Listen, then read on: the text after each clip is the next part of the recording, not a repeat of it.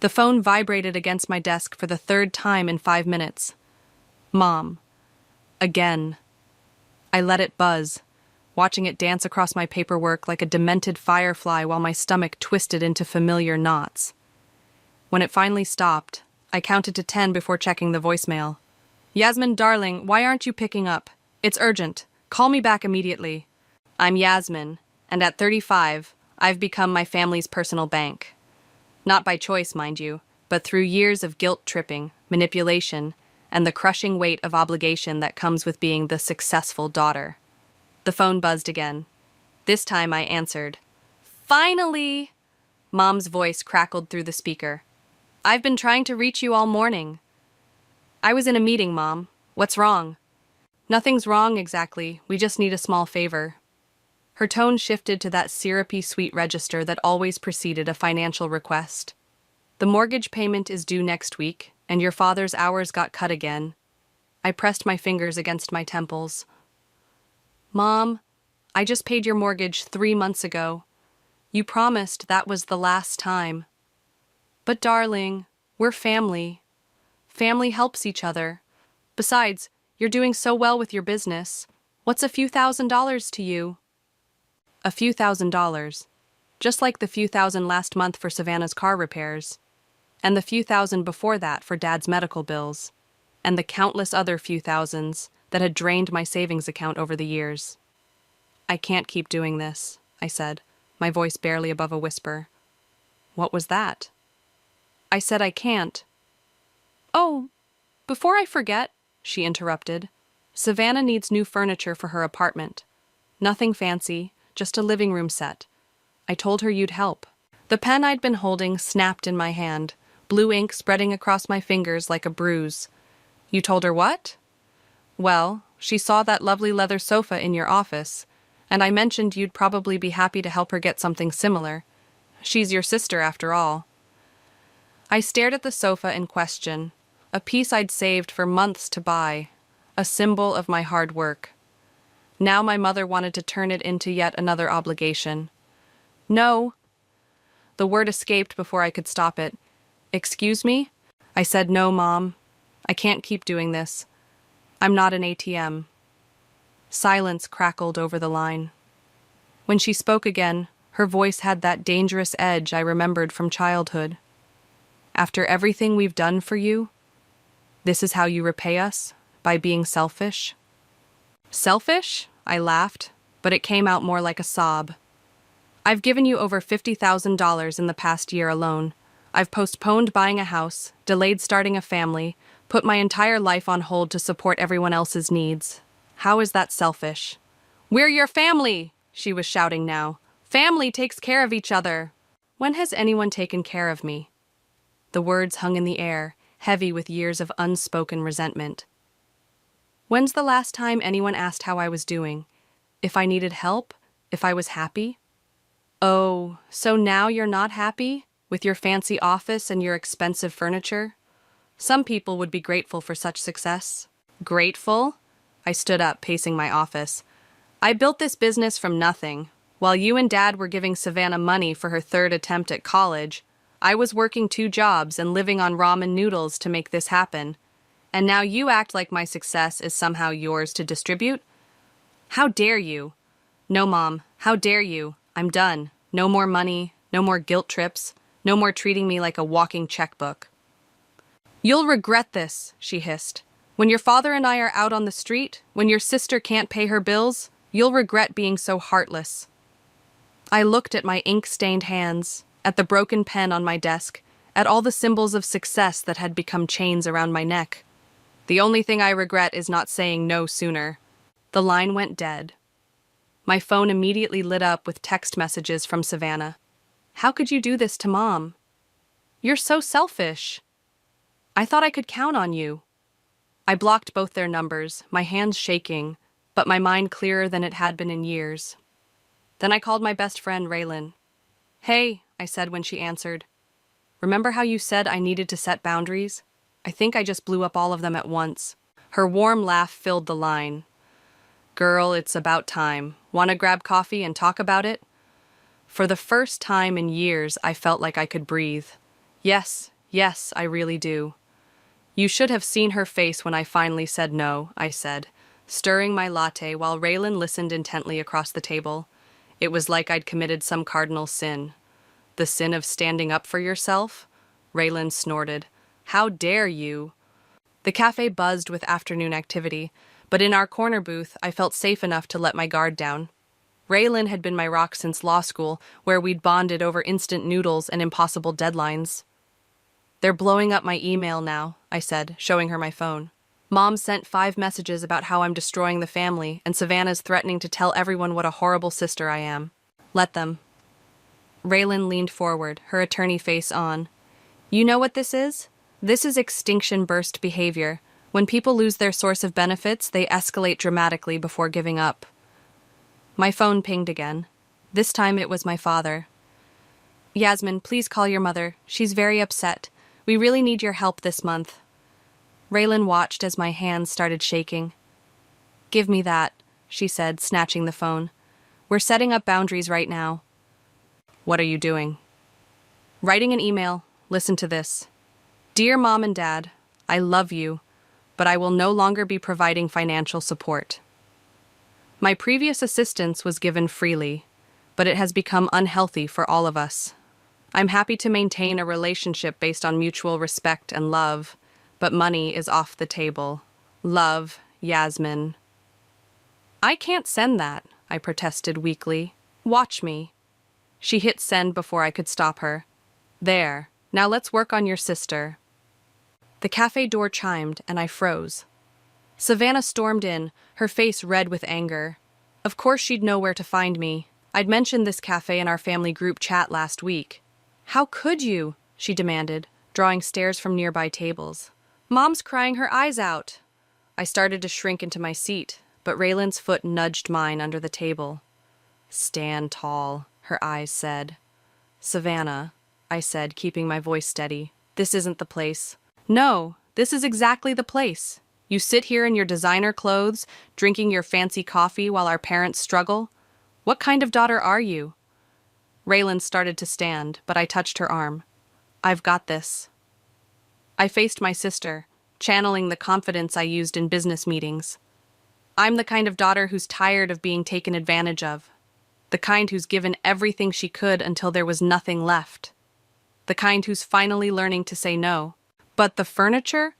Buy your own furniture, Savannah. Get a job, take out a loan, do whatever adults do when they need money. I did it. You can too. Her face crumpled. But I can't. My credit's shot and no one's hiring in my field. That's not my problem anymore. The words felt foreign in my mouth, but right. I love you, but I'm not responsible for your life choices. Fine, she spat. But don't come crying to us when you're all alone with nothing but your money to keep you company. As she stormed out, an elderly woman at the next table caught my eye.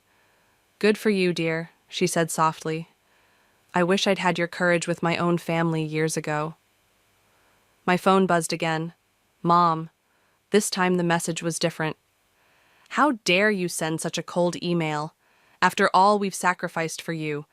Your father and I went without so many times to give you opportunities, and this is how you repay us?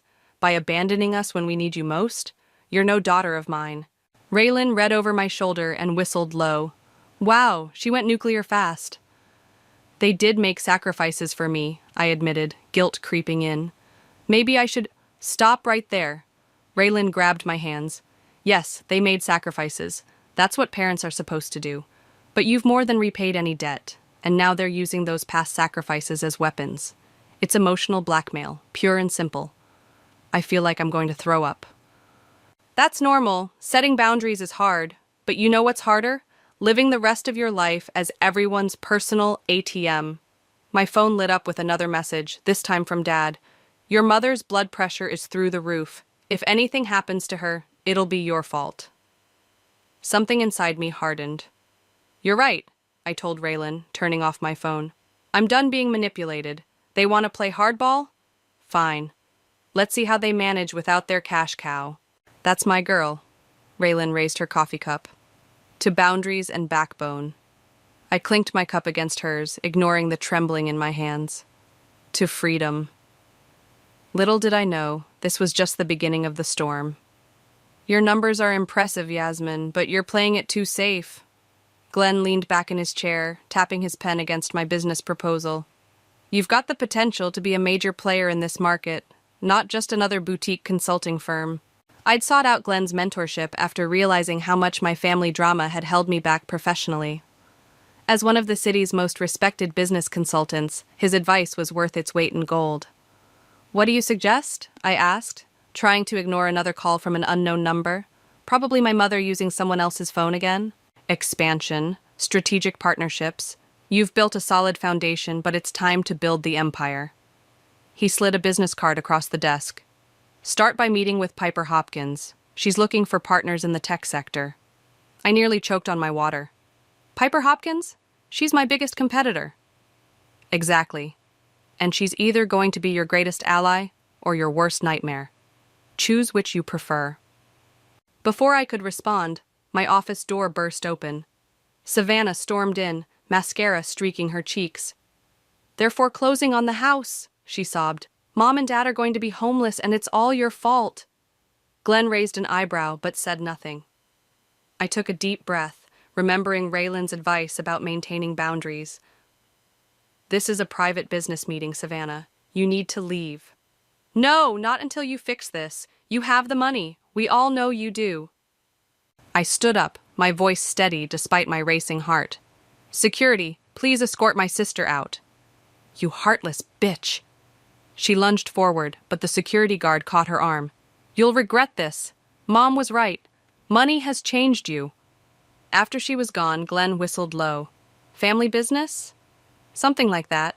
I straightened my jacket, trying to regain my composure. I'm sorry you had to see that. Don't be. I've seen worse. But this is exactly why you need to think bigger.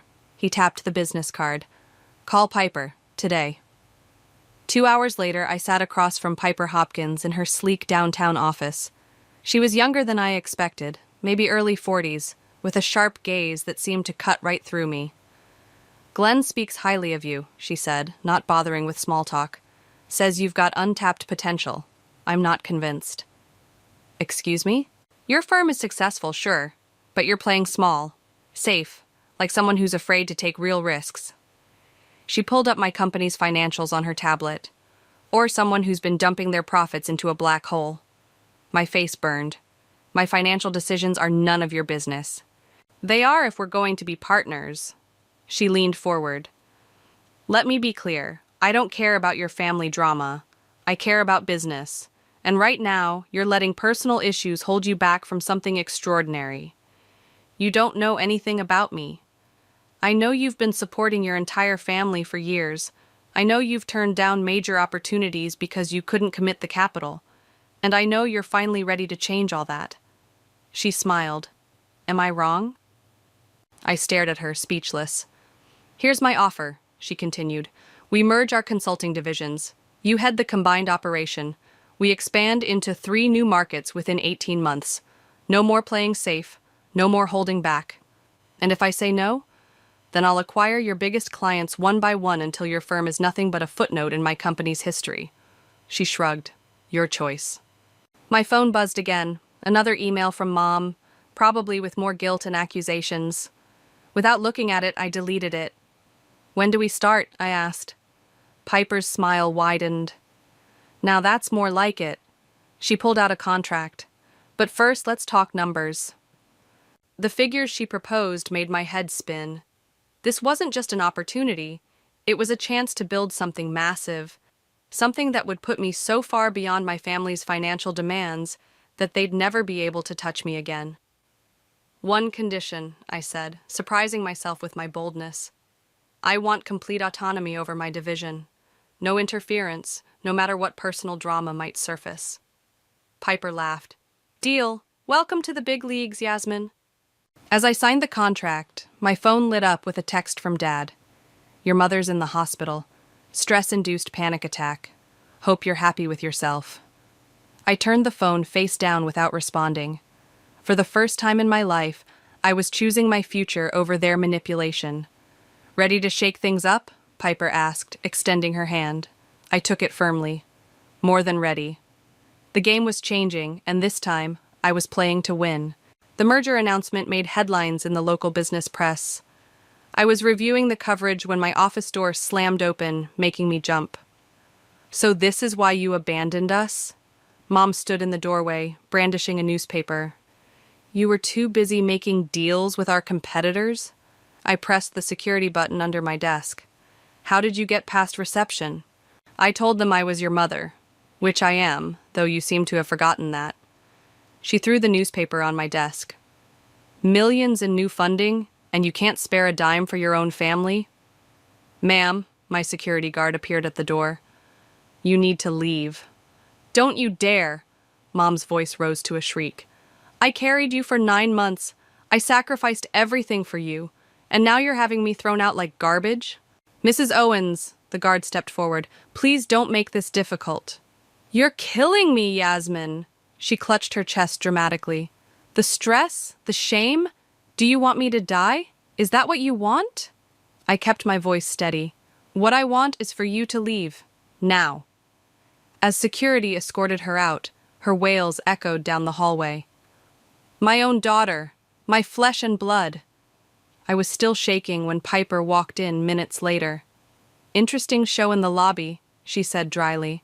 "I'm so sorry. Don't apologize. Just handle it. We can't have family drama disrupting business." After she left, my phone rang. "Savannah." "Before you start," I said, answering, "I'm not discussing—" "Mom's in the emergency room again," she cut in. "Real this time, not just dramatics. Dad's with her. They're running tests." My stomach dropped. "What kind of tests?" "Cardiac. The doctor says stress is literally killing her. Are you happy now?" "That's not fair." "You know what's not fair? I lost my job last week. The startup I was working for went under. I can't make rent. Mom and Dad are losing their house, and you're out there making millions with some fancy merger." I pinched the bridge of my nose. "Your financial problems are not my responsibility." "No? Then whose are they? Mom and Dad spent their retirement fund putting me through college. They remortgaged their house to help you start your business. That was their choice. And now you're choosing to let them suffer." She was crying now. "Mom might be dying, and you're sitting in your fancy office pretending we don't exist." "I'm not pretending anything. I'm setting boundaries." "Boundaries?" She laughed bitterly. "Is that what your rich friends call abandoning family? What happened to you, Yasmin? You used to care about someone besides yourself." The words stung more than I wanted to admit. I still care, but I can't keep enabling— "Save it for your therapist. Just know that if anything happens to Mom, it's on you." The line went dead. I sat there, staring at my phone, until Raylan's call jolted me back to reality. "Your sister's posting about you on Facebook," she said without preamble. "It's getting ugly." I pulled up the post on my computer. There it was, complete with old family photos. "My sister made millions today while our mother lies in the hospital. Money truly changes people. Remember this post when she tries to pretend she's self-made. She built her success on our family's sacrifices and then abandoned us when we needed her most." The comments were worse. Old family friends expressing shock and disappointment. Relatives I hadn't seen in years calling me heartless. Even some business contacts weighing in with concerned messages. "It's a manipulation tactic," Raylan said firmly. "They're trying to shame you into compliance." "But what if they're right? What if I am being selfish?" "Stop. Remember why you started this. Remember the panic attacks, the sleepless nights, the constant anxiety about their next financial emergency? You're not being selfish. You're being healthy." My office door opened again. This time it was Dad, looking older than I'd ever seen him. "Raylan, I'll call you back," I said, hanging up. He stood there, hands in his pockets, shoulders slumped. "Your mother's asking for you." "Dad." I know. You're done with the financial support, but she's still your mother, Yasmin, and she's scared." I looked at the family photo on my desk, taken years ago, before money became the only language we spoke to each other in. I can't go back to how things were. "Nobody's asking you to." He sighed heavily. "But is this really how you want things to end? with security guards and Facebook posts and hospital visits? The question hung in the air between us, heavy with decades of complicated family history. Before I could answer, my phone buzzed with a message from Piper. Meeting with major investors tomorrow. Family drama better be resolved by then. I looked at my father's tired face, at the newspaper announcing my success, at the angry Facebook posts. Something had to give. But what? Your mother's spreading rumors that you embezzled money from the family, Raylan said, pacing my office. 3 clients called me asking if it's true. I looked up from the investor presentation I was reviewing. She's what? Check your email. Someone forwarded me a message she sent to your entire extended family. It's creative. The email made my blood run cold. Mom had crafted an elaborate story about how I'd supposedly stolen Dad's inheritance money to start my business, complete with fake details about promised repayments and broken agreements. This is insane, I muttered. There was never any inheritance. Dad's parents died broke. She's desperate, Raylan said, and desperate people tell desperate lies. My phone lit up with Piper's name. Speaking of desperate, I answered the call. Hey, Piper. Care to explain why I'm getting calls about financial fraud? Her voice was arctic. This merger is hanging by a thread, Yasmin. It's not true. My mother. I don't care who's behind it. Fix it. Today. She hung up. I pressed my forehead against the cool glass of my office window, watching the city bustle below. What am I supposed to do? Sue my own mother for defamation? If necessary, Raylan said. But first, we need to get ahead of this story. A knock at my door interrupted us. Glenn entered, looking grim. I assume you've seen the emails, he said. About the fictional inheritance theft? Yeah, I'm handling it. No, about your sister's GoFundMe page. My stomach dropped. Her what? He pulled up the page on his tablet. There it was. Help save our family home. My millionaire sister won't. Complete with childhood photos and a detailed account of how I'd abandoned our parents in their time of need. It's gone viral in the local business community, Glenn said. People are starting to ask questions about your character. This is ridiculous. I stood up, anger finally overtaking shock. They're trying to destroy everything I've built because I won't be their personal bank anymore? Actually, Raylan said slowly, this might be exactly what we need. What do you mean? You've been trying to handle this privately, and they're using that silence to control the narrative. Maybe it's time to tell your side of the story. Glenn nodded. She's right.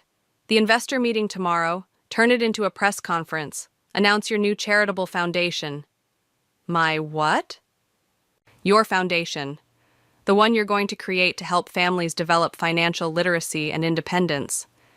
Show the world you're not against helping family. You're against enabling destructive patterns. I stared at them both. That's actually brilliant. It gets better, Raylan added. We invite your family to the announcement. Let them try their dramatics in front of the press. See how that plays out. My phone buzzed with another message from Savannah. The GoFundMe's at $15,000. People deserve to know what kind of person you really are. Something hardened in my chest. Do it. Set up the press conference and make sure every local news outlet gets an invitation. The next 24 hours were a blur of preparation. By morning, the foundation paperwork was filed, the press release was drafted, and the conference room was ready. I stood at the podium, watching as reporters filed in, and then I saw them, Mom, Dad, and Savannah, slipping into the back row. Mom had clearly dressed for sympathy, wearing her church clothes and clutching a handkerchief. Ready? Piper appeared at my elbow. Born ready. I stepped up to the microphone, my voice steady. Thank you all for coming. Today, I'm announcing the creation of the Financial Freedom Foundation, dedicated to breaking the cycles of family financial dependence that trap so many in patterns of enabling and abuse. Mom's face went pale. This cause is deeply personal to me, I continued. For years, I watched my own success become a weapon used against me by those closest to me. I've been emotionally blackmailed, publicly slandered, and accused of theft, all for setting healthy boundaries. Reporters' heads swiveled toward my family. But this isn't about revenge. It's about breaking cycles. The foundation will provide education, counseling, and support for families struggling with financial codependence, because sometimes the most loving thing we can do is say no. Savannah stood up, but Dad pulled her back down. Questions? I asked. A reporter raised his hand. Is it true your family started a GoFundMe claiming you abandoned them? I smiled. Why don't you ask them? They're sitting right there. All cameras turned to my family. Mom's face crumpled as reporters swarmed toward them. Well played, Piper whispered. The investors are impressed. I watched as my family fled the room, pursued by journalists. This isn't about impressing investors anymore. This is about taking back my story. And for the first time since this all began, I felt truly powerful. The press conference video has over 1 million views, Raylan announced, setting her laptop on my desk. And the comments? People are sharing their own stories of financial abuse. You've started a movement. I was about to respond when my office phone rang. The receptionist's voice was tense. Ms. Yasmin, your father's here. He says it's urgent. I glanced at Raylan, who nodded encouragingly. Send him up. Dad looked defeated as he entered, nothing like the intimidating figure of my childhood. We need to talk. About the GoFundMe? Or about Mom's inheritance lies? He sank into a chair. Your mother, she's not well, Yasmin. The doctors say her blood pressure's through the roof. She's talking about selling her wedding ring to pay bills. That's manipulation, and you know it. Maybe, he rubbed his face. But the foreclosure notice is real. We have 30 days. And you came here expecting... I don't know anymore. He looked around my office, taking in the success he'd never achieved. Your mother's always handled the money. I just worked and handed over my paycheck. Never questioned anything. That stops now, I said firmly. I'm done enabling, but I will help you help yourself. What does that mean? I pulled out a folder I'd prepared for exactly this conversation. The Foundation's first initiative, financial counseling, job placement assistance, debt management programs, but it comes with conditions. Such as? Mom has to attend therapy, you both need financial literacy classes, and the emotional manipulation stops, completely. He stared at the folder. She'll never agree. Then you have a choice to make, Dad. Stay trapped in her financial chaos or take control of your own life. His hands trembled as he reached for the folder. And Savannah? Same offer applies, but the money games end now. Your mother will see this as a betrayal. No, Dad. The betrayal was teaching me that love means emptying my bank account on demand. He stood slowly. I'll think about it. After he left, Raylan squeezed my shoulder. You okay? Before I could answer, my phone buzzed with a text from Savannah. Dad told us about your offer. You're really going to make our parents jump through hoops for help? You've changed. I typed back. Yes, I have. I'm no longer financing anyone's bad decisions. The offer stands if you want real change. Her response was quick. Keep your charity. We don't need your condescending help. They'll come around, Raylan said, reading over my shoulder. Maybe, but I'm done waiting for their approval. My phone rang again. Piper this time. The charity gala's confirmed for next month. Every major player in the industry will be there. Your family drama better not overshadow it. It won't, I promised. In fact, I'm sending them invitations. Are you insane? Trust me. They need to see what they're up against. After hanging up, I drafted the invitations. Formal, professional, leaving no room for misinterpretation.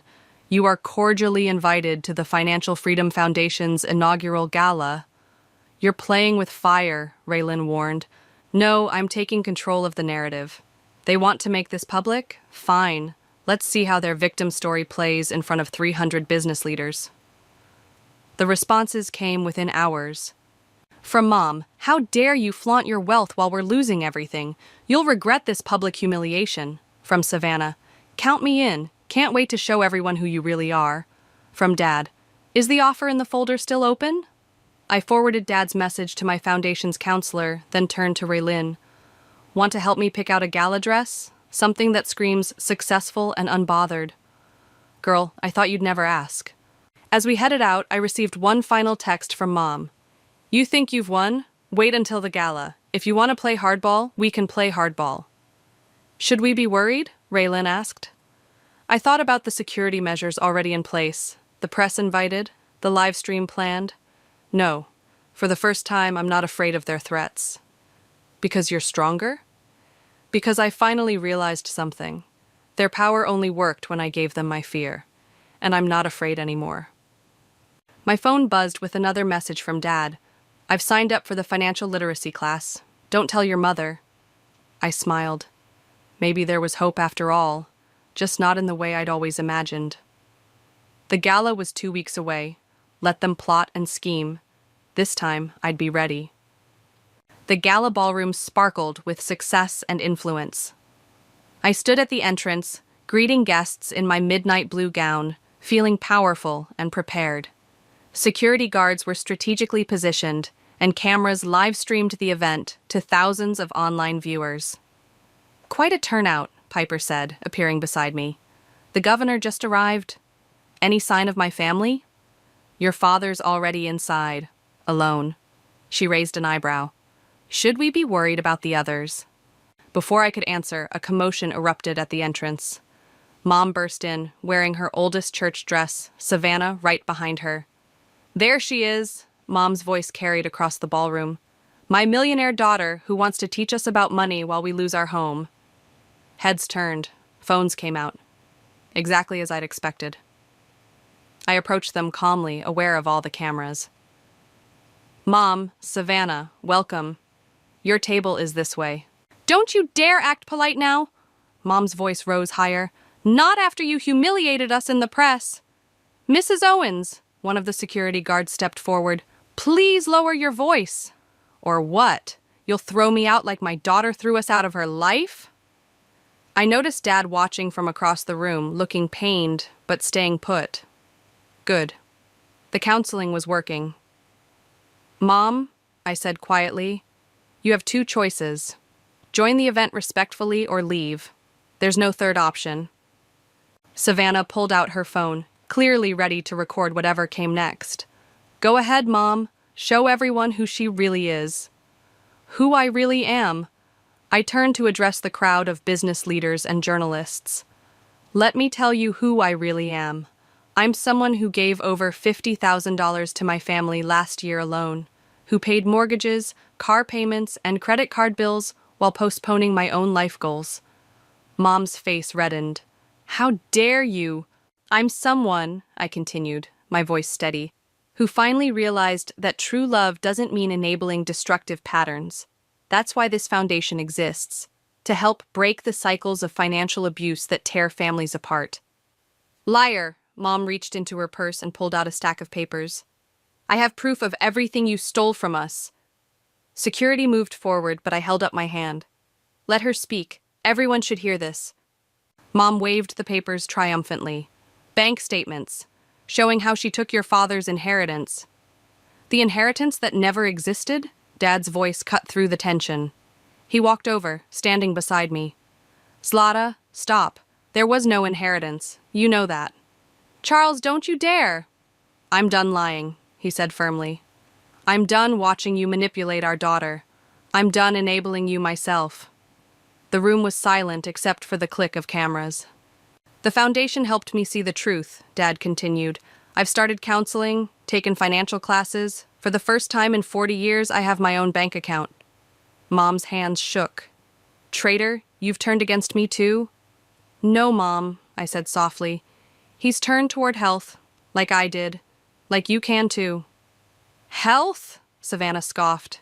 Is that what you call abandoning your family? This foundation offers real help, I gestured around the room.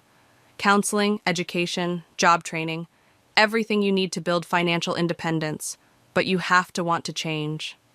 Change? Mom's voice turned vicious. You want change? How's this for change? She turned to the crowd. My daughter slept her way to the top. Security finally stepped in, gently but firmly escorting her toward the exit. Savannah followed, still filming, but her face showed the first traces of doubt. As they left, Piper touched my arm.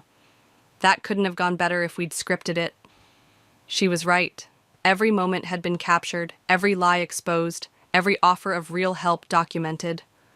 The Foundation's message couldn't have been clearer. Dad stayed by my side as I returned to hosting duties. "I'm sorry," he said quietly. "I should have stood up to her years ago. You're standing up now. That's what matters." My phone buzzed with a text from Savannah. "Mom's crying in the car. Maybe you could send me information about those job training programs?" Another buzz, this time from Mom. "You'll regret this public humiliation. Mark my words." I showed the messages to Dad. Progress with one, at least. "Your mother will never change," he said sadly. "But I'm done enabling her, and I'm proud of you, sweetheart, for being stronger than I ever was." The rest of the evening passed in a blur of speeches, donations, and networking, but the real victory wasn't in the money raised or the connections made. It was in finally being free. As I took the stage for my closing speech, I saw Dad in the audience, sitting tall, looking hopeful. Behind him, through the windows, I caught a glimpse of Mom and Savannah still in the parking lot. The choice was theirs now, just like it had been mine. The autumn breeze rustled through the courtyard as I unlocked the door to the Foundation's new community center. The morning sun cast long shadows across the freshly painted walls and newly installed computers. "Looking good in here," Raylan said, following me inside. "Hard to believe this used to be your old office building." Seemed fitting. Turn the place where I enabled dependency into a space for teaching independence. My phone buzzed, a text from Savannah. "Finished the job training program. Got 3 interviews next week. Thanks." She's really doing it. I showed Raylan the message. That's the 3rd program she's completed. "And your mother?" Before I could answer, the front door chimed. Dad walked in, looking healthier than I'd seen him in years. "Ready for the group session?" He'd become one of our most effective counselors, sharing his journey from financial enabling to independence. His divorce from Mom was almost final, and he'd moved into his own apartment for the first time in his life. "How's Mom taking the divorce?" I asked as we walked to the meeting room. "About as well as you'd expect. Still claims I abandoned her." He sighed. "But I'm not backing down this time." The meeting room was already filling up with people seeking help. I recognized the same desperate look I used to see in the mirror. People trapped in cycles of enabling, afraid to break free. "Welcome, everyone," Dad began. "Today we're talking about setting boundaries without guilt." The door burst open. Mom stood there, clutching her designer handbag, the last expensive thing I'd bought her. "So this is where you've all been hiding," she said, her voice bitter. "Having little meetings about what a terrible mother I am?" "Mom, this is a private session," I said firmly. "You're welcome to schedule your own counseling appointment." "Counseling? I don't need counseling. I need my family back." She turned to the group. "Do you know what she did? She abandoned us when we needed her most, and now she's poisoned my husband and daughter against me too." One of the participants, an elderly woman, stood up. "Ma'am, I used to be like you. Blamed my children for not supporting me, called them selfish for having boundaries. Want to know where it got me? Alone. Until this foundation helped me understand that love isn't about money." Mom's face crumpled. "But they're all I have." "No, Mom," I said gently. "We're not all you have. You have yourself. You have choices. You can choose to get help, to learn independence, to build real relationships not based on financial control." "I don't know how," she whispered, and for the first time in my life, I heard real vulnerability in her voice. "That's why we're here." Dad stepped forward, not to judge or blame, but to help break the cycle. "The cycle you created," she snapped, but the words lacked their usual venom. "Yes," he agreed. "The cycle I helped create and maintain, but it stops now." I pulled out a folder, the same one I'd offered months ago. "The offer still stands, Mom. Real help, real change, but you have to want it." She stared at the folder for a long moment. The room was silent, everyone watching this moment of truth. Finally, she reached for it with trembling hands. I don't know if I can change." "That's okay," the elderly woman said kindly. "None of us thought we could either. But we're here to support you." Mom sank into an empty chair, clutching the folder like a lifeline. Can I stay for the session? I caught Dad's eye. He nodded. Of course, I said. That's why we're here. As Dad resumed the session, my phone buzzed with a message from Piper. Merger's complete, empire's built. Ready for phase 2? I looked around the room, at Dad sharing his story, at Mom actually listening for once, at all the other families working to break free from toxic financial patterns. I typed back, already started. This is bigger than business now. Another text came in, this time from Savannah. Got the job. First real paycheck in years. Never knew independence could feel this good. I smiled, remembering my own journey to this moment. The fear, the guilt, the liberation, and finally, the peace of knowing I'd broken free. Mom caught my eye across the room. For the first time in forever, she didn't look angry or demanding. She looked lost. But maybe that was the first step, being lost before finding a new way forward. I sat down next to her as Dad continued speaking. She didn't say anything, but she didn't pull away either. It wasn't a fairy tale ending. Some cycles take generations to truly break. But it was a beginning, a real one, built on truth instead of manipulation, strength instead of enabling. And for now, that was enough.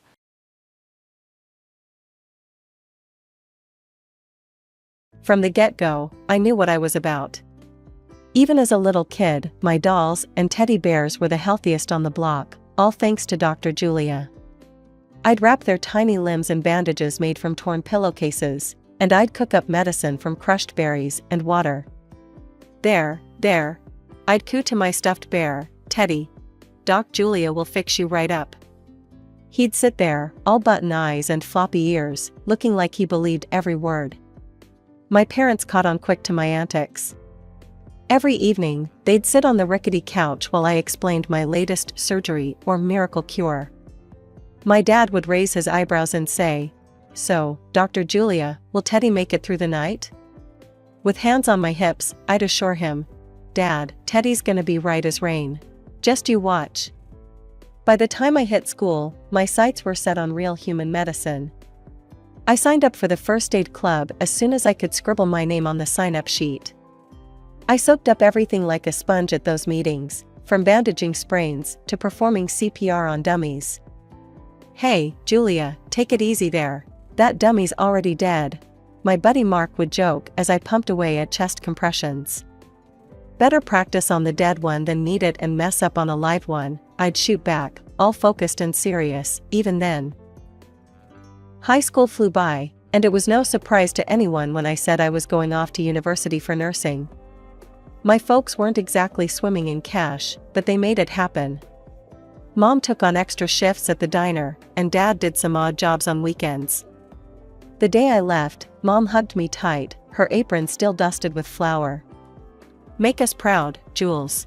Not that you haven't already," she whispered, teary-eyed. "I will, Mom. And I'll come back and fix up all those cuts and burns from the diner," I promised, trying to lighten the mood. University was a whole new ball game.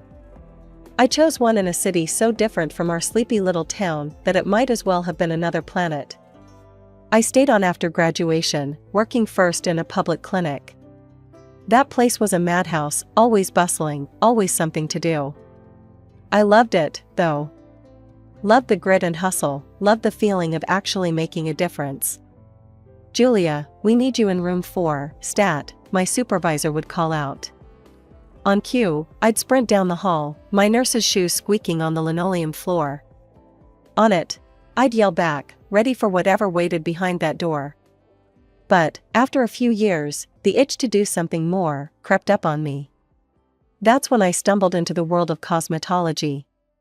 It wasn't a far leap, really, still helping people, just in a different way. I took courses at night, aced them, and snagged a license. Before I knew it, I was working at a swanky private clinic, trading bandages for beauty creams and fillers. It was another kind of chaos, less about life and death, more about beauty and confidence. But even that wasn't enough after a while. I wanted my name on the door, wanted control over how things were done. So, I did the craziest thing yet. I took out a loan and opened my own place. Just a small office to start, but it was mine. All mine. My days became a blur of clients, treatments, and endless paperwork. Nights and weekends were swallowed up by marketing plans and budget balancing. Friendships boiled down to quick texts and even quicker coffee runs. "Girl, when you gonna take a break?" Annie, a friend from nursing school, would ask during our rare meetups. "When I'm dead, probably," I'd laugh, though the thought wasn't too far from the truth. So there I was, knee-deep in my dream, making it happen one long day at a time. It was tough, tougher than I'd thought, but it was worth it. Every new client, every successful treatment, they all added up. I was building something that mattered, at least, to me. Life's funny, you know? Just when you think you've got it all sorted, it throws you a curveball. For me, that curveball was Michael. I met him at a bash Annie dragged me to. The kind where the music's too loud, the drinks are too strong, and I'm wondering what I'm even doing there. But then, there he was, leaned against the bar with a smirk that could stop traffic. "Hey, you look like you'd rather be anywhere but here," he chuckled, sliding over with a couple of beers in hand. I couldn't help but laugh, raising an eyebrow. "That obvious, huh?" "Only to a fellow sufferer. I'm Michael, by the way," he said, handing me a beer. "Julia," I replied, taking the drink. We clinked bottles, and that was it. We talked all night about everything, work, life, our crazy dreams. Turned out, he was a graphic designer, a creative soul, but with a love for the simple things, just like me. Fast forward 2 years, and we're picking out rings. Life with him was easy, like a Sunday morning. His mom, Linda, was a real gem too, helping us plan the wedding like she was born for it. "Oh, honey, these flowers will look divine with the tablecloths," Linda would say, bustling around with that planner of hers that never left her side. "Thanks, Linda, I'd be lost without you," I'd admit, meaning every word. She had an eye for detail and a way of making everything seem effortless. The big day came and went in a blur of vows, laughter, and dancing. Michael moved into my rented apartment shortly after. We sat down, spread all our bills and dreams on the kitchen table, and figured out a game plan like two generals before a battle. "I'll handle the everyday stuff, groceries, utilities, the works. You just focus on knocking out that business loan," Michael proposed, all serious and businesslike. "Sounds like a plan," I agreed, relieved to have him on board with the finances. We even started talking about saving up for a house, maybe a couple of kids down the line. Everything was clicking into place. But then, things got weird with Linda. She started acting all distant and cold, a total 180 from the wedding planner extraordinaire I knew. No more invites over for Sunday dinner, no calls, just radio silence. "Babe, what's up with your mom? Did I do something wrong?" I finally asked Michael one evening, after weeks of getting the cold shoulder. He sighed, running a hand through his hair. "Look, Julia, Mom's, well, she's got some health issues, mental health stuff. It's making her act out. It's not you, I promise. Should I talk to her, try to smooth things over?" I suggested, though the thought of confronting Linda made my stomach twist. No, let's just give her space. I don't want you caught up in her drama," Michael insisted, his tone final. I was relieved, to be honest. Dealing with in-law drama on top of running a business was not how I envisioned married life. So, I backed off, focusing on my clients and that mountain of a loan I was determined to conquer. A year into our marriage, and the sweet setup Michael and I had was crumbling. He came up to me one evening, looking all kinds of serious. "Julia, listen, Mom's not doing great. Her health's gone downhill fast. I need to help her out," he started, avoiding my eyes. "And by help her out, you mean?" I prodded, already dreading the answer. "I mean financially. I gotta take care of her bills for a bit," he said, as if it was just a minor change in plans. "A bit? Michael, what does that mean for us? For our plans?" I asked, trying to keep my voice steady. It means I need you to cover our stuff. Just for a while, babe, I promise, he said, with a look that meant he was pleading. So, there I was, thrown into covering everything. Rent, utilities, groceries, you name it, I paid it. My days at the office stretched longer and longer. I skipped lunches, worked through weekends, took every client I could get my hands on. One night, I called my folks, voice nearly breaking. Hey, Dad, it's me. Things are a bit tight right now. Would you mind helping out a bit? Of course, sweetheart. We'll send a little something your way, Dad said, his voice full of worry. This went on for over a year. I managed to pay off the loan from my office. It was mine, all mine, but the victory felt hollow. I was bone-tired, running on fumes. One evening, I couldn't hold it in any longer. Michael, this temporary thing has been over a year. I'm burned out. It's too much. He looked at me, really looked at me, for the first time in months. I'll get a second job. I'll sort it out, he said, finally showing some spine. True to his word, he got that second job, but it was like trading one problem for another. Now, he was never home, and when he was either too tired to talk or too stressed to be the man I married. Months rolled by, and nothing changed. The money he gave me for the house was a joke, barely enough to cover a week's groceries. We need to talk, Michael. This isn't working. Where's all your money going? I demanded one night, frustration boiling over. I'm doing everything I can, Julia. All my money? It's going to Mom, to her care. You know that. He shot back, voice rising. That's not good enough. We have our own life, our own bills. What about us? I yelled back. He paused, then dropped a bombshell. Maybe it's time to think about selling your office. We could use that money.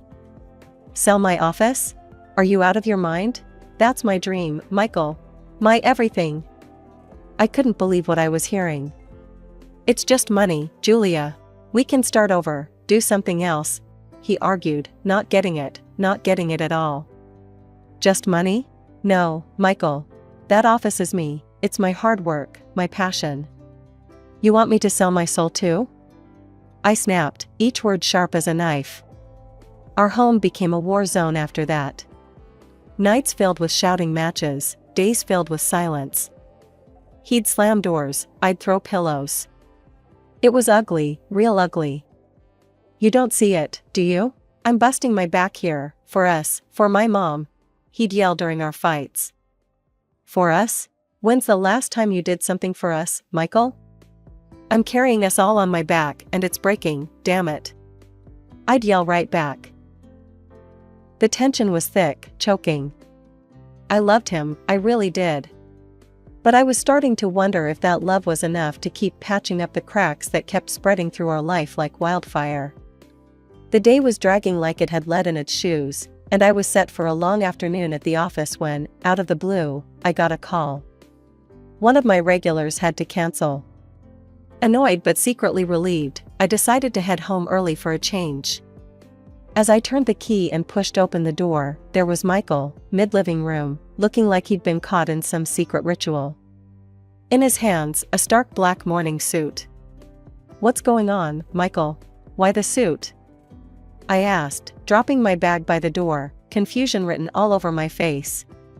His mouth opened and closed, his eyes darting away before he managed to spit it out. It's my mom, Julia. She passed away last night. The news hit like a sucker punch.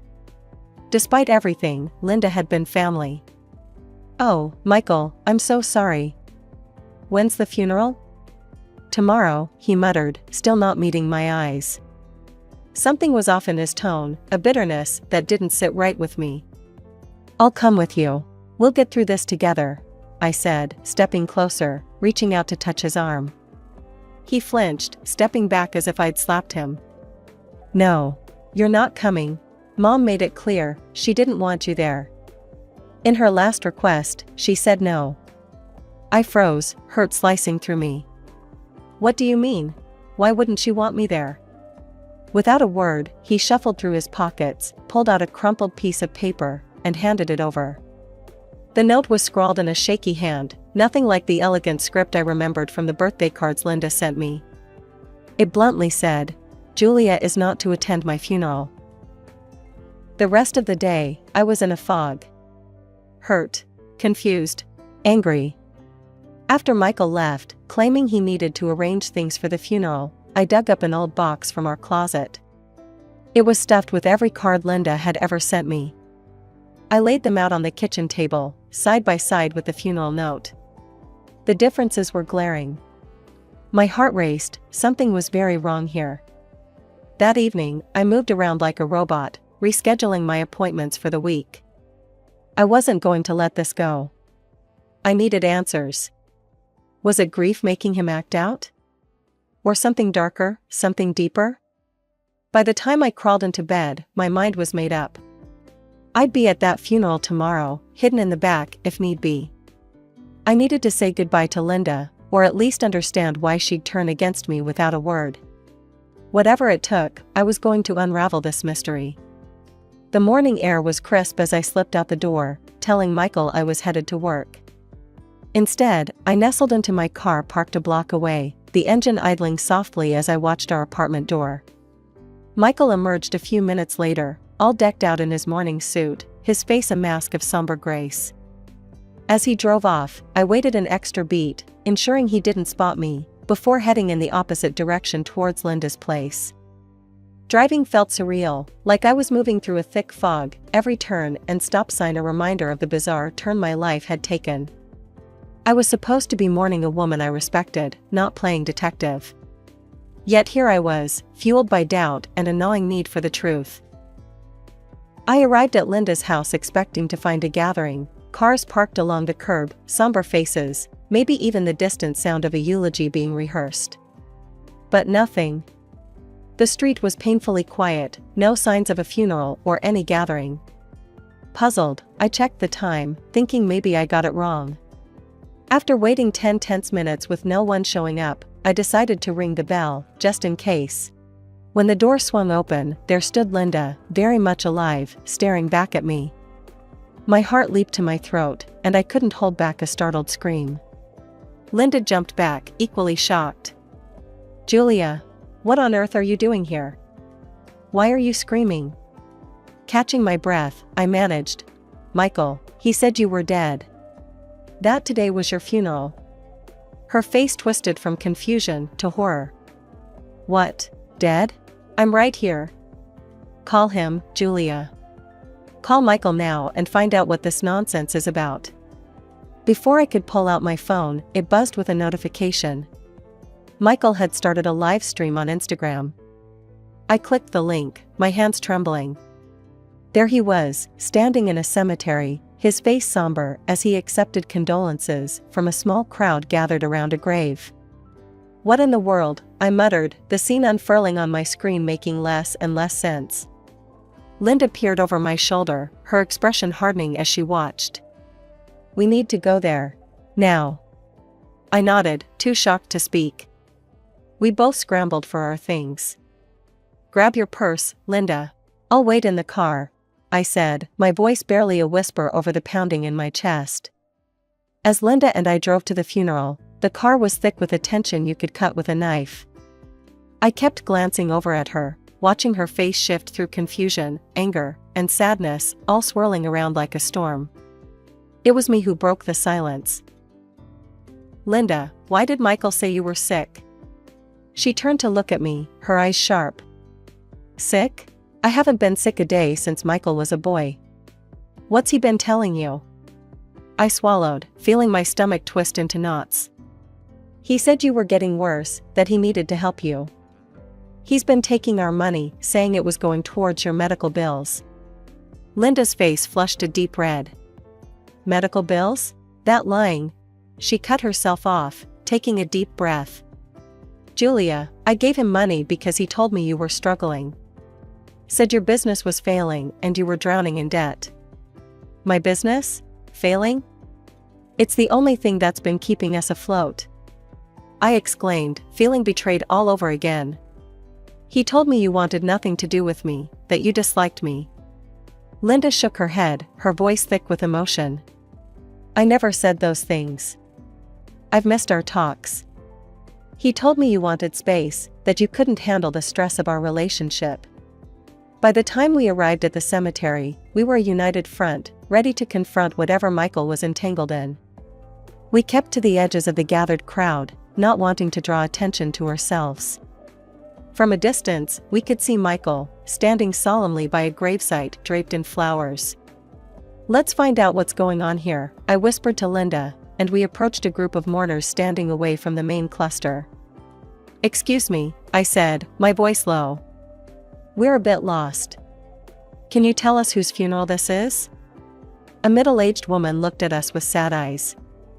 It's a tragedy, really. Young woman, been sick for a long time. Passed away too soon. That man over there. She nodded towards Michael. He's her husband. Poor soul, they were only married a year.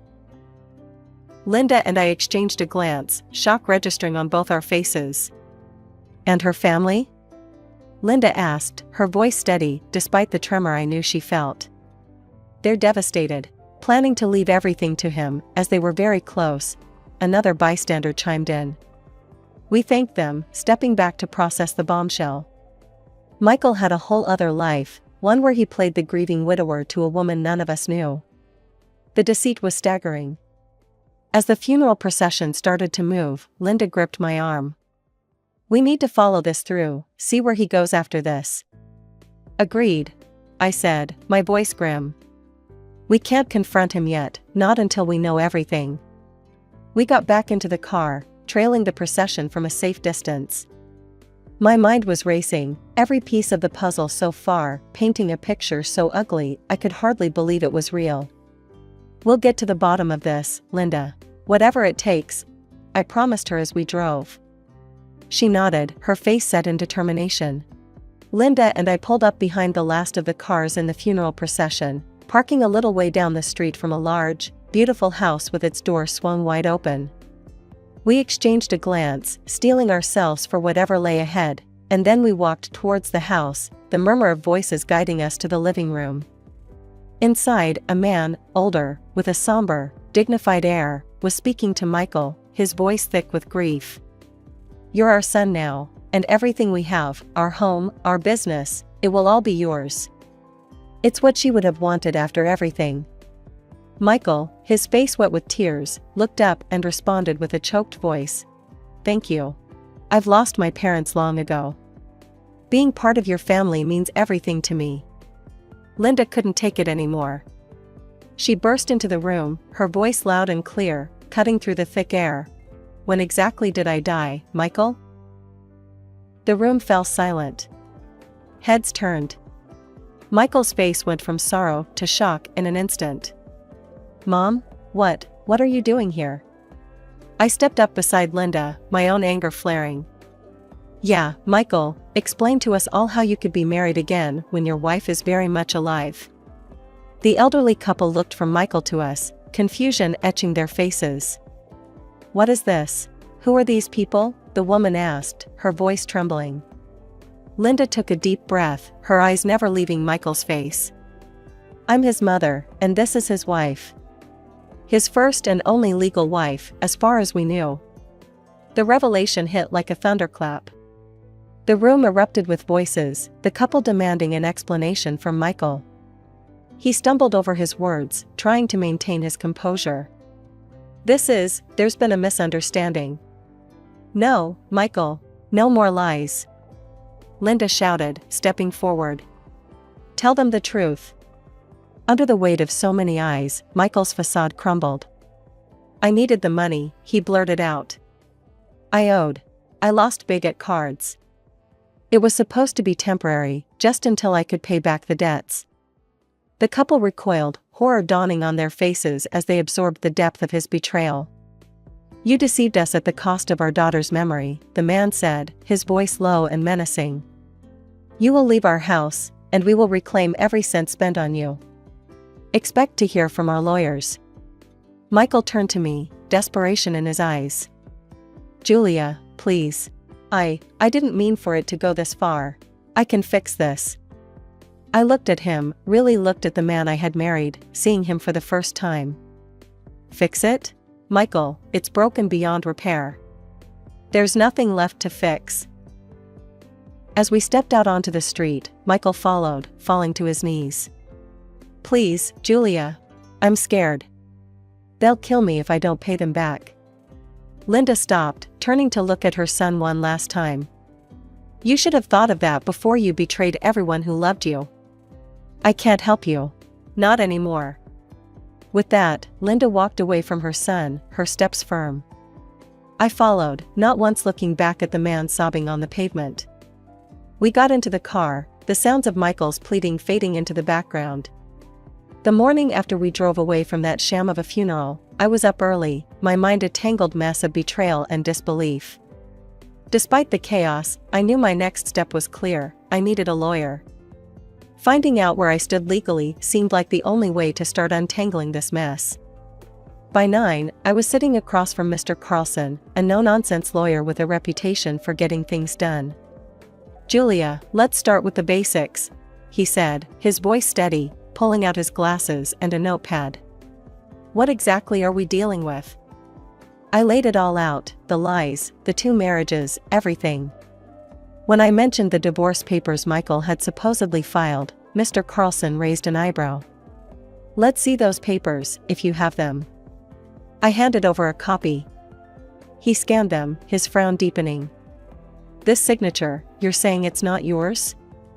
Absolutely not. I never signed anything.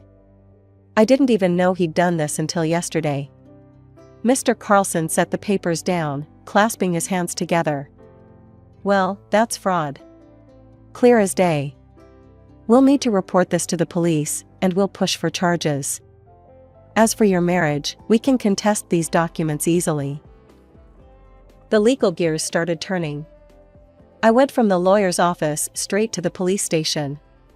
Explaining the situation to a sympathetic officer, I watched as she typed up the report, her keystrokes punctuating the heavy silence.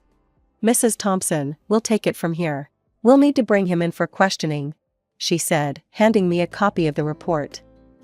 With the wheels of justice slowly grinding, I pushed forward with the divorce and sued Michael for financial compensation for the years I supported him and for the emotional wreckage he left behind.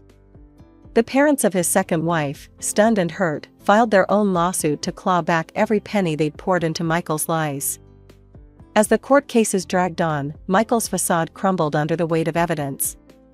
He was convicted of fraud, his tears in court earning him no sympathy from the judge or anyone else he'd deceived. He ended up paying a hefty sum in compensation, scraped together from selling whatever assets he had left before he fled the country, chased by the shadows of his debts. With the money, I breathed new life into my cosmetology office, expanding it and hiring staff who shared my passion for beauty and care. It felt good, building something real and solid out of the ruins Michael left behind. Amid all this, life decided to throw me another curveball. During a routine doctor's visit, I found out I was pregnant. When I told Linda, her joy bubbled through the phone. Oh, Julia. This is wonderful news. You, me, and that little one on the way. We're going to be just fine. And Julia, there's something else. I've updated my will. After all this, I want to make sure you and your child are taken care of. The future looked uncertain, with plenty of challenges no doubt, but as I hung up the phone, a sense of peace settled over me. Life was moving forward, and for the first time in a long while, I was ready to face it head-on, bolstered by the bonds that no deception could ever break.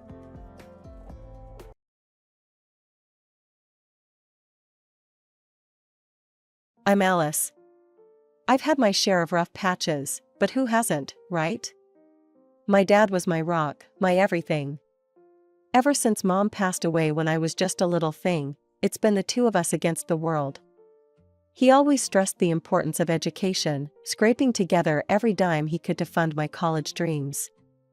You're gonna make it, kiddo, he'd assure me with a wink, even as he dropped another handful of coins into our battered college fund jar. I believed him, more than that, I believed in us. After high school, I started at the local community college, aiming to make a name for myself in investment management. It was there I met Tom. He was part of my cohort, charming in a scruffy, just rolled out of bed way that somehow worked wonders on me. We clicked instantly, stealing glances during lectures and sharing jokes over lukewarm cafeteria coffee. Then the ground beneath me crumbled. Dad passed away unexpectedly. No warning, just gone. And like a house of cards in a breeze, our financial security fluttered away too. Turned out, the college fund was more hope than reality. With Dad gone, not only was I missing him and his guidance, but I also faced the stark truth that my college days were numbered. I managed to scrape through my first year on remnants and resilience, but had to drop out as the money dried up. Dad had left me the apartment, a small 3-bedroom in a worn-down part of town. It wasn't much, but it was home. Tom first came over to the apartment on a chilly evening, his hands stuffed in the pockets of his faded jeans. "You live here alone, Alice?" he asked, scanning the room where the wallpaper peeled gently at the corners. "Yeah, just me now," I replied, trying to smooth down a particularly rebellious strip of wallpaper. "It's not much, but it's what I've got." He watched me for a moment, then stepped closer, taking my hands in his. "Let's get married, Alice. I want to take care of you. Let's start our life right here." It was sudden, sure, but nothing in my life had ever been planned out, so why start now? "Okay, Tom," I said, and it felt right. We didn't wait long. The wedding was as modest as they come, held at the city hall, with a couple of friends as witnesses. Tom's parents didn't show, they'd never really approved of me. "Too plain," they'd whispered, thinking I couldn't hear. "Not one of us." It stung, but Tom squeezed my hand and whispered back, "I love you. That's all that matters." After the ceremony, we walked back to now our apartment, the late afternoon sun casting long shadows on the sidewalk. Tom cracked open a bottle of the cheapest champagne the corner store had to offer and poured us each a trembling glass of bubbly liquid. "To us," he toasted, lifting his glass. "To us," I echoed, the champagne fizzing on my tongue, tasting like hope and new beginnings. #### Chapter 2, Promises Made. Tom and I had an agreement, he'd hit the books, while I paid the bills. Once he was done with college, it would be my turn to chase the degree I'd left hanging when life got too heavy. Simple, right? I thought so too, but nothing's ever that straightforward. I worked 2 jobs. By day, I was a cashier at a grocery store, dealing with endless lines and the occasional irate shopper. By night, I switched aprons for a waitress gig at a local diner, serving up greasy burgers and lukewarm coffee to truck drivers and late-night drifters.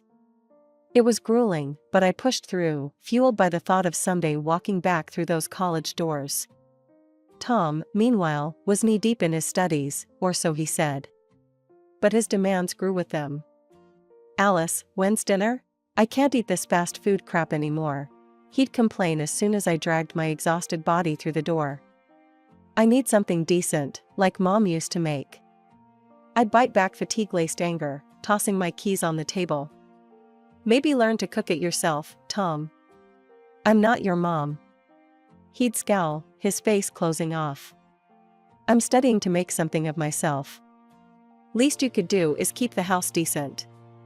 His words would slice through the weariness, sparking a fire in my chest. Yet, I'd swallow the retort, fearing the crack it could cause in our already fragile agreement. Tom's parents were no help. They were educated, polished, a stark contrast to my high school diploma and diner-stained uniform. They barely acknowledged me, and on the rare occasions they did, it was to offer a backhanded compliment or a thinly veiled critique. "You would understand this if you had finished your education, dear," Tom's mother would say, sipping her perfectly brewed tea as she glanced over the top of her glasses. Tom didn't defend me. He just nodded along, soaking up their words like gospel. More and more, he'd spend nights there, escaping our cramped apartment and the responsibilities it housed. One evening, as I scrubbed the diner's grease from under my nails, Tom dropped another bomb. "I'm staying at my parents' tonight. Need a real study environment, and a good night's sleep. I slammed the bathroom cabinet a little harder than necessary. Fine. Do what you gotta do. The words were sharp, stung with all the things I couldn't say. As the days bled into months, I found solace in my routines, the repetitive tasks of my jobs allowing me to zone out the mounting frustrations at home. I was a robot, moving through the motions, scan items, smile, serve food, clean up. Rinse and repeat. One particularly long night, I came home to an empty apartment, no Tom, no apologies, just a note. Gone to study. Make sure dinner's ready tomorrow. I crumpled the note, the paper cutting into my palm.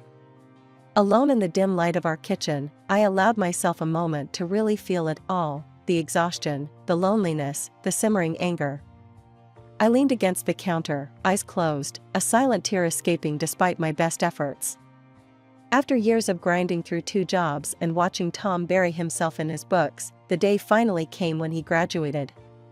Tom landed a job almost immediately at a prestigious company, and the news brought a breath of fresh air into our strained lives. His new job came with a paycheck that felt like a lottery win compared to my nightly tips at the diner. I remember sitting across from him at our small kitchen table one evening, the excitement bubbling up inside me. So, with your new job, I was thinking it might be time for me to cut back at work and start looking at programs. You know, to pick up where I left off, I said, trying to keep my voice steady, laden with hopes and dreams long deferred. Tom didn't look up from his plate. Alice, we can't afford that. Every penny has to be accounted for, and with the way things are, you know how tight the budget is. His fork clattered against the plate, a harsh sound that matched his words. I leaned back, my heart sinking, but not yet defeated. I could keep one job, maybe just the day shifts.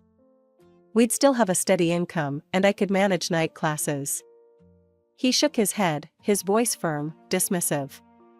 Just forget about college, Alice. We need stability, not more debts. It's not practical. The conversation ended there, but the argument continued in my head for days. Before I could press the issue further, I found out I was pregnant. Our daughter, Lily, became my new priority, and college faded into the background, a dream dissolved. Raising Lily was a joy, but it was also another chain tying me to routines and responsibilities I hadn't chosen alone. I continued working at the grocery store, my dreams shelved like the products I stocked. Tom's criticisms didn't stop with my shelved education, they seeped into my parenting. You're not doing it right, Alice. She needs to learn proper manners, not whatever it is you're trying to teach her, Tom would say, barely looking up from his phone. I remember holding Lily close, whispering promises to her that I'd begun to doubt I could keep. It's okay, baby. Mommy's here. As Lily grew, Tom's parents became more involved, their influence overshadowing mine. They paid for a fancy preschool, and every school event was an exhibition of their grandparental pride. One evening, Tom coldly explained a new rule. Alice, it's best if you don't come to the school events. The teachers, they have a certain expectation of family. We can't ruin Lily's opportunities. I felt the sting of those words, a slap dressed up as paternal concern. So, what am I supposed to do? Just stay home and pretend I don't have a daughter who's growing up, learning things I'm not teaching her, becoming someone I barely know? It's for the best, was all he said, his indifference the final nail in the coffin of our once shared dreams. The years twisted along, and Tom's words had weight, not the kind that anchors you in safety, but the kind that pulls you under. His sharp commands to our daughter, Lily, left marks, teaching her the lessons of disrespect and disdain toward me, her mother. Alice, don't bother telling her what to do. She listens to me, not you. It's for her own good, Tom snapped one evening when I suggested Lily might set the table. In front of Lily, his words were always like this. I watched, heart sinking, as my little girl's eyes hardened to match her father's. You don't know anything, Mom, Lily would toss at me when I asked for help around the house. Her tone mimicked her father's, each word a barb. I tried to reach her, to bridge the widening gap with mother-daughter chats, but she only pulled further away, retreating to a world where I couldn't follow, a world painted by Tom and his parents. One humiliating afternoon brought everything painfully into focus. Lily had friends over, laughter and light voices echoing down the hallway of our home. I was cleaning when I bumped into them in the hall. Lily froze, her eyes darting between me and her friends. I smiled, wiping my hands on my apron, about to say hello. But before the words could form, Lily cut in. "Oh, this is just our housekeeper." Her friends nodded, barely giving me a second glance as they shuffled past into Lily's immaculately kept room, off limits to the likes of me. The door clicked shut, and the muffled bursts of teenage giggles were like needles to my chest. I retreated to the kitchen, sinking against the fridge as tears betrayed my resolve not to let this break me.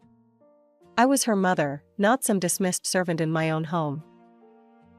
That evening, I confronted Tom, my voice shaking but firm. "How can you let her, our daughter, treat me like this?" Today she called me the housekeeper, Tom. In our home.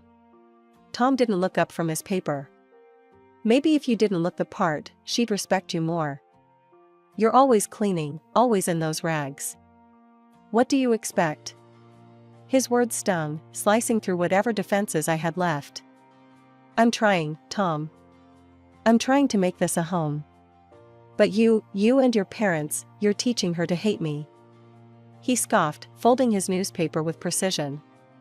"Alice, you need to stop being so sensitive. She's growing up in a different world than you did. She needs to fit in." Nights turned restless, my thoughts spiraling. Tom's distancing, the casual cruelty of his parents, and now Lily's rejection painted a stark picture. I was an outsider in my own life, my role diminished to that of a silent provider, unseen and unappreciated. As I watched Lily grow into a teenager, her embarrassment of me became more pronounced. Her comments about my outdated clothes, my simple manners, cut deeper because they echoed Tom's words. She was ashamed to be seen with me, her mother, who had sacrificed everything only to be rendered invisible. Turning 37 wasn't supposed to be a milestone, but I had hoped it would be a turning point for something better, something kinder. With a heart full of tentative hope, I booked a table at a nice restaurant downtown, a small celebration, just me, Tom, and Lily. Nothing fancy, but something to maybe, just maybe, bring us back together for a night. I got home from work, my spirits buoyed by the thought of a quiet dinner with my family. The apartment was quiet when I walked in, too quiet. Tom and Lily were sitting in the living room, their faces turned towards the TV, looking like they were braced for bad news. "Hey, I've got a surprise. I booked us a table at Marcello's for dinner, to celebrate my birthday. Just the three of us," I said, my voice bright, forcing cheerfulness into the edges of my exhaustion. Tom turned off the TV and looked at me, an eyebrow raised, a smirk playing at the corner of his lips. "Alice, seriously? You think we want to go out and celebrate with you? A dropout? What would we even talk about?" Tom's words were casual, but they cut deep, his smirk turning into a sneer.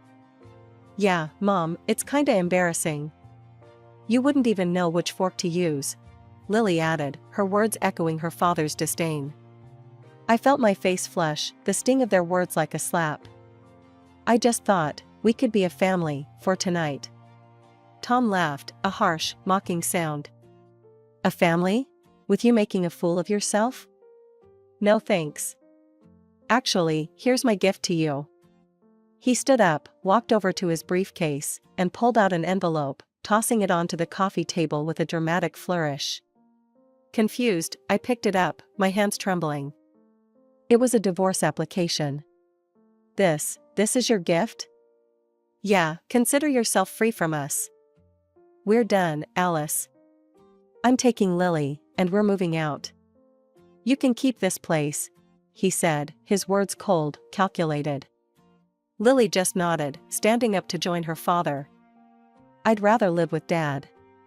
I can't be seen with you, Mom. It's just too embarrassing." They packed up their things with chilling efficiency. I watched, frozen, as my world was dismantled piece by piece. Not just the physical pieces of our lives, but the last vestiges of any affection, any pretense of a relationship. They left without a goodbye, the door closing with a soft click that echoed like a gunshot in the empty apartment. The divorce proceedings were quick, clinical, and brutal.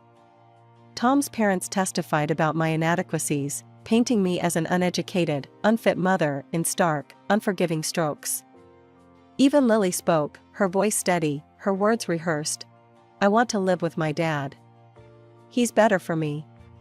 Sitting there, in that sterile courtroom, listening to the litany of my supposed failures, I felt something inside me break, or maybe, it was something coming together, a realization hardening into resolve.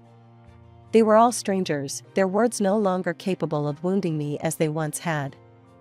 I was alone, truly alone, but perhaps that was the freedom I needed. I knew one thing for sure, I needed to prove, if to no one else but myself, that I was capable of much more. That burning resolve led me back to the doors of the college I had left years ago. I enrolled again, older than most of my classmates, and with a fierceness in me that only life's hard knocks can bestow. I hired tutors, spending evenings grappling with investment theories and financial models, my eyes bleary from the strain. Social media was a minefield, though. Every so often, a photo of Tom, Lily, and that woman, Tom's new partner, would pop up. They looked happy, carefree, living it up in some swanky downtown apartment that screamed luxury. The sting of seeing them so blissful, while I was over here piecing myself back together, was a sharp one. But instead of letting it drag me down, I used it as fuel. Each picture, each post, pushed me harder. I channeled my anger, my hurt, into my studies, turning bitterness into a motivator. Graduation day came, and I was a different woman from the one who had started. "You've got what it takes, Alice. Don't let anyone tell you differently," my favorite professor, Dr. Henson, told me during our final meeting. His words were a balm to the raw edges of my pride. With his recommendation, I landed a position at a respected firm, stepping into the world of finance with a determination to rise. The corporate world was another battlefield, but one I was now well equipped to navigate. I started as just another employee, but not for long. Within 3 years, I climbed from the ground floor to the department head, my name on an office door, my decisions shaping the company's future. Alongside my career, I revamped my life. I traded my old, battered car for something sleek and new, something that hummed under my touch like a promise. My apartment followed, from modest to modern, a high-rise with views of the city that twinkled like the stars I was reaching for. Shopping for new clothes wasn't just about style, it was about armor. Each piece, whether a sharp suit or a sleek dress, was chosen to project the new me, the confident, capable businesswoman. My hair, once always pulled back in a practical ponytail, now fell in stylish waves or was pinned up in chic designs that said I cared about every detail. Only my closest friends knew the extent of my transformation. "You're doing what you were meant to do, Alice. It's like you've finally found your stage," my friend Jenna told me over coffee one day, her eyes wide as she took in the changes. "Yeah, I guess I have," I admitted, sipping my espresso. Tom and Lily, and all the pain associated with them, faded into the background, becoming just a part of my story, not the defining chapter. There I was, browsing job listings late one night, when I stumbled across an opening that made my heart skip a beat. A department head position at none other than the company where my ex-husband, Tom, worked. I applied, half out of a deep-seated need to prove myself, half out of the sheer audacity of it all. The interview was the next week. I walked in there with all the confidence of a woman who had nothing to lose and everything to prove. The interviewers were a panel of 3, each more impressed than the last as we discussed everything from market trends to financial strategies. By the end, they seemed genuinely excited about what I could bring to the table. "Well, Alice, I must say, it's refreshing to see such a clear vision and detailed knowledge. We'd be lucky to have you on board," the senior interviewer remarked, a genuine smile spreading across his face. "Thank you. I'm ready to hit the ground running," I replied, my tone steady, my resolve firmer than ever. My first day was something out of a movie. As I was introduced to my new team, the room was filled with polite applause and welcoming smiles. That was until Tom's face came into view. The shock on his face could have powered the city for hours. He looked like he'd seen a ghost, his eyes wide, his mouth slightly agape. The head of the company, Mr. Reynolds, seemed amused by the situation. He clapped a hand on my shoulder and announced, "Everyone, I expect you'll give Alice all the support she needs. She comes highly recommended and I believe she will lead this department to new heights." Tom's reaction was less than gracious. As the room cleared, he stormed up to Mr. Reynolds, his voice low but harsh. "I applied for this position. Why was it given to her? What does she have that I don't?" Mr. Reynolds looked at Tom, then at me, an eyebrow raised. "Tom, the decision was based purely on merit. Alice's qualifications and vision for the department far exceed what you've shown us so far. There's a lot you could learn from her." "Learn from her? This is some kind of joke, right?" Tom scoffed, his voice rising. "No joke, Tom. I suggest you adjust your attitude and focus on your own responsibilities," Mr. Reynolds replied coolly. Humiliated, Tom did something I never expected. He threw his ID badge down on the table, muttered something about a stupid boss, and stormed out. Mr. Reynolds sighed, shaking his head as he watched Tom leave. "Sorry about that, Alice. I'll handle it from here. Why don't you get started with your team?" I nodded, a small, satisfied smile playing on my lips as I watched Tom disappear down the hallway. The sound of his furious footsteps was like music to my ears. Later, I overheard Mr. Reynolds on the phone. "Yes, he resigned. No, I can't give him a positive recommendation, not after this." The rest of the day was a blur of introductions and planning sessions, but through it all, one thought remained clear in my mind: justice, in its own twisted way, had been served. Tom had underestimated me, just like he always did, but this time I had come out on top. After Tom stormed out of the office that day, his career spiraled downward faster than I could have imagined. Rumors reached me through mutual acquaintances, ones who couldn't wait to spill the beans that Tom's latest mistress had kicked him and Lily out of her plush apartment. Desperate, they had no choice but to move back in with Tom's parents. I couldn't help but think how the mighty had fallen. It was during this tumultuous time that Lily, now a college student and every bit as demanding as she had been taught to be, showed up at my door. She let out a low whistle. "Wow, Mom, you really upgraded, huh? Guess dumping Dad worked out for you." Her tone was light, but there was an edge to it that put me on guard. "Lily, what brings you here?" She sauntered in, making herself comfortable on my plush sofa as if she owned the place. "Well, things are a bit tight at Grandpa's, and I thought, you know, you're rich, well-dressed, and educated now, maybe I could move in here. But I'd need a decent allowance, obviously." I looked at her then, really looked at her, and saw Tom's influence woven deeply into her demeanor. It pained me, but the clarity it brought was undeniable. "Lily, I think you should leave. I'm not going to be used like this, not by you, not by anyone." Her face crumpled into tears, but they didn't move me like they used to. When her tears failed to sway me, her temper flared. "You're just selfish. Just like you always were," she shouted as she stormed out, her parting words a sting in the calm of my apartment. News trickled back to me over the following weeks. Tom had started drinking, unable to cope with his bruised ego, and Lily moved to another city, perhaps to chase the independence she so desperately craved. As for me, life settled into a rhythm of success and new beginnings. I met Michael, a colleague whose kindness and quiet strength were the antitheses of Tom's bluster and cruelty. Over time, our friendship deepened into love, and we married in a small, joyful ceremony, surrounded by those who truly wished us well. Reflecting on the tumultuous journey, I realized I had come out stronger, wiser, and more compassionate. I had lost a family only to find myself, and in doing so, gained a chance at a love and life that was genuine and fulfilling. Looking ahead, I felt ready for whatever came next, secure in the knowledge that I had not only survived but thrived, crafting a narrative of triumph that was entirely my own.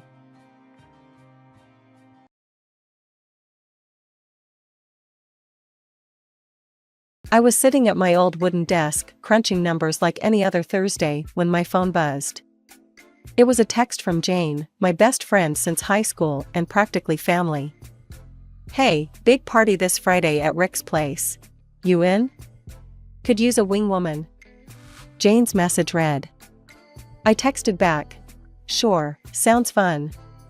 Been ages since we did something stupid." She replied instantly. "Awesome. Oh, and Tom's gonna be there. You'll finally meet the infamous BF." I rolled my eyes at that. Jane had been seeing Tom for a few months now, and she was head over heels. I hadn't met him yet, but from what Jane gushed about, he was the catch of the century. Closing my laptop, I glanced at the clock. It was nearly time to leave. I grabbed my things and headed out, deciding to swing by Grandma's on my way home. As I walked in, the smell of baking apples filled the air. Grandma was in the kitchen, pulling an apple pie out of the oven. "There's my girl," she exclaimed, her eyes twinkling. "Perfect timing. Help yourself to some pie." I hugged her, and she patted my back with her flour-dusted hand. "How you doing, honey?" "Actually going to a party tomorrow. Jane's boyfriend will be there. It's a meet and greet for me," I said, taking a bite of the warm pie. Grandma raised an eyebrow. "Boyfriend, huh? Don't let those boys mess with you or Jane." "We joked about that the other day," I laughed. "Said no man's born who could mess with our squad." "Good, keep it that way," she advised, her tone firm but loving. "Men come and go, but your bond with Jane, that's for keeps." I nodded, knowing she was right. After pie, I helped clean up and told her about the party details. She listened, nodding and ing in all the right places. The next day after work, I got ready for the party. Choosing an outfit was a battle between casual and trying too hard. I finally settled on a simple black top and jeans. It was Rick's place after all, not some fancy downtown club. I arrived a bit late, the place already buzzing with music and chatter. Jane spotted me first, waving frantically from across the room where she stood with a tall, dark-haired guy. "Emma, you made it. Come meet Tom," she shouted over the music. As I approached, Tom turned and smiled, his gaze lingering a bit too long for a casual once-over. "Heard a lot about you," he said, his voice smooth.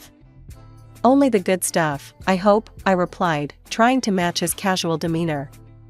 "All good, promise," Jane chimed in, her eyes darting between us. Something in her look made me cautious, but I brushed it off as party nerves.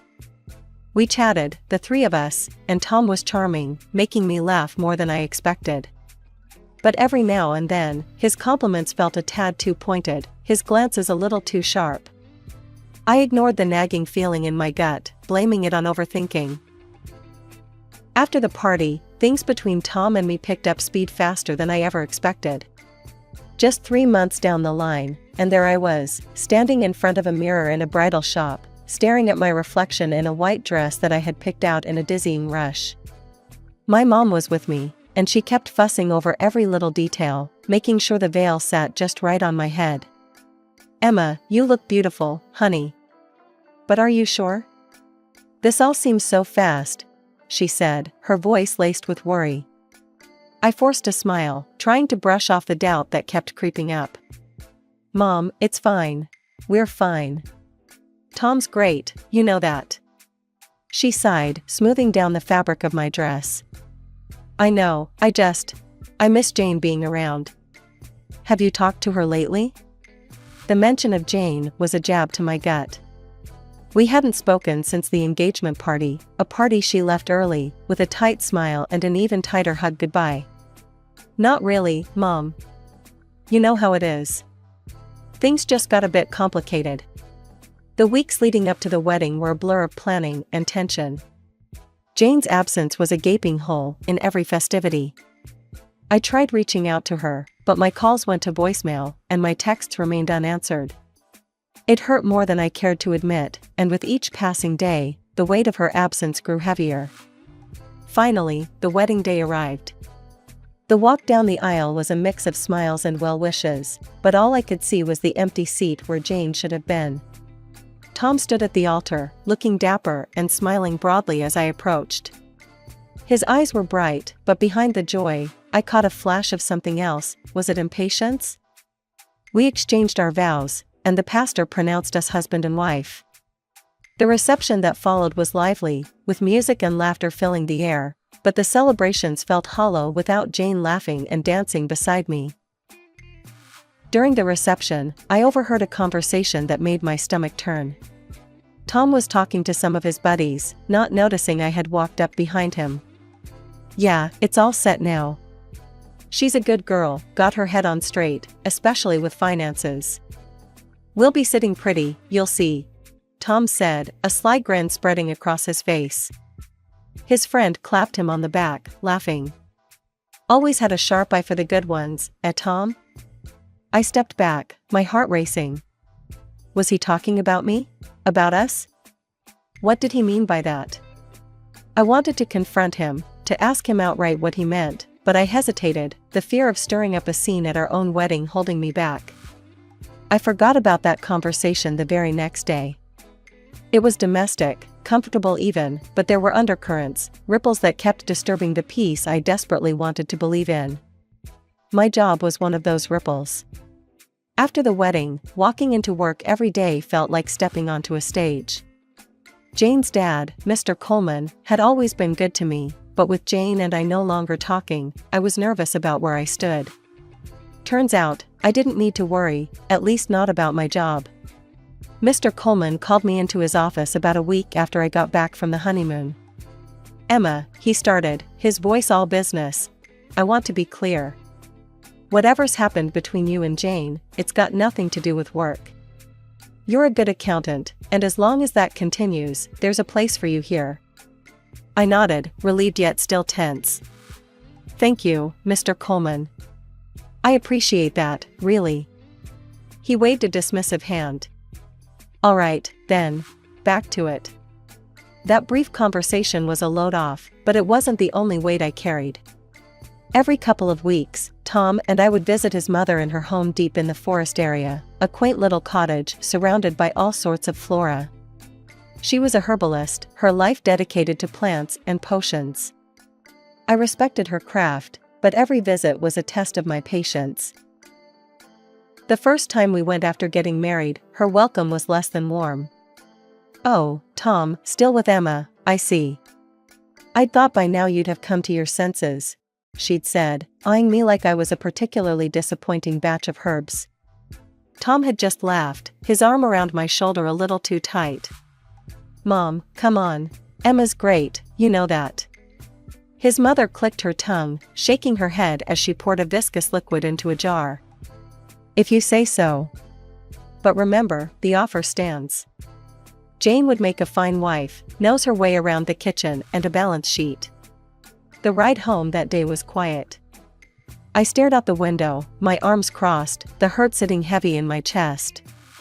"Your mom really doesn't like me, does she?" I finally said, unable to keep the bitterness out of my voice. Tom sighed, a quick glance in my direction, before focusing back on the road. "She's old-fashioned, you know? Set in her ways. Just give it time." "But why doesn't it bother you?" "She's talking about your ex almost like I'm just warming your seat until you go back to her," I snapped, the frustration boiling over. He was silent for a long moment, then shrugged. "I don't know, Em. It's just how she is. Don't take it to heart." But how could I not? Each visit, each comment, it was like a reminder that I wasn't quite what anyone was expecting or hoping for. I was the placeholder, the not quite right choice. And with Tom's passive acceptance, I felt increasingly isolated in my own marriage. The day Grandma passed away was like someone had ripped the ground out from under me. She had been more than just family, she was my compass, especially in these stormy times. The funeral was a blur of somber faces and consoling pats on the back, all muffled under the heavy gray sky that seemed to press down just for me. After the funeral, we gathered at her lawyer's office for the reading of her will. I sat there, numb, not really expecting much. Then the lawyer announced it. Grandma had left her big house and $400,000 to me. Just me. My head spun, and from the corner of my eye, I caught Tom's reaction. His eyes didn't just light up, they practically sparked with excitement. "Wow, babe, that's amazing," Tom said, squeezing my hand a bit too tightly as we left the lawyer's office. "Your grandma really set us up." The discomfort started there, a nagging tug in my stomach. I tried telling myself it was just grief, that the unease was from losing grandma, not from how Tom was acting. But deep down, I knew better. This was a different kind of discomfort, one that I couldn't just explain away. Back at home, things started to change. Tom began disappearing in the evenings, coming home later and later with barely an excuse that made sense. He'd brush off my questions with a flick of his hand. "Just out with the boys, you know how it is." But I didn't know. It all felt off. The final straw came one evening over dinner when he brought up the money and the house.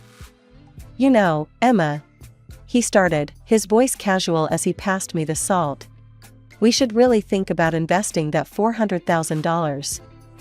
And the house? We could sell it. Make a fortune and invest that too." I stared at him, my fork halfway to my mouth, the food suddenly tasteless. "Sell Grandma's house? Are you serious?" "Yeah, why not? It's just sitting there, and think about the money we could make." He was all enthusiasm, as if he'd laid out the perfect plan. I put my fork down, my appetite gone. "No, Tom. I'm going to rent it out. It's what she would have wanted, and the money's going into a fund for our future children's education." Tom's face changed then, his smile disappearing. "That's a stupid idea, Emma. We could be rich if you weren't so sentimental about that old place." His words stung, and we ended up in a heated argument, voices raised, words that couldn't be taken back thrown carelessly into the space between us. He stormed off eventually, and we didn't speak for days. The next time Tom and I spoke, it was awkward, a thin veneer of normalcy painted over our unresolved conflict. "Look, Emma, I'm sorry for blowing up," he said one evening, his voice soft, almost contrite. "I just think we need to think about our future, about making the most of what we've got." I nodded, not trusting myself to speak, my words likely to betray the resentment that had started to fester. "We'll do it your way," he added, but the way he said it, like a concession rather than agreement, left me cold. As days turned into weeks, the distance between us grew. Tom spent more time out, and I spent more time at Grandma's house, planning the renovations needed to turn it into a rental property. It was one of those rare Sundays when we didn't have much planned, so Tom suggested we go visit his mom. I agreed reluctantly. Each visit was harder than the last, but I didn't want to be the reason he couldn't see his mother. She greeted us with her usual reserved smile, but it didn't take long for the atmosphere to shift. Not even halfway through dinner, she started rubbing her temples, her sighs heavier than the humid summer air. "I've been feeling so unwell lately," she moaned, casting a pointed glance my way as if my mere presence might be the cause. Tom immediately jumped to her aid, his voice filled with concern. "Mom, what's wrong? Is there anything we can do?" I knew that tone, it was the prelude to him volunteering my time like it was his to give. And sure enough, his next sentence was directed at me. "Emma, maybe you could stay here for a few days? Help Mom out?" I was already shaking my head before he finished.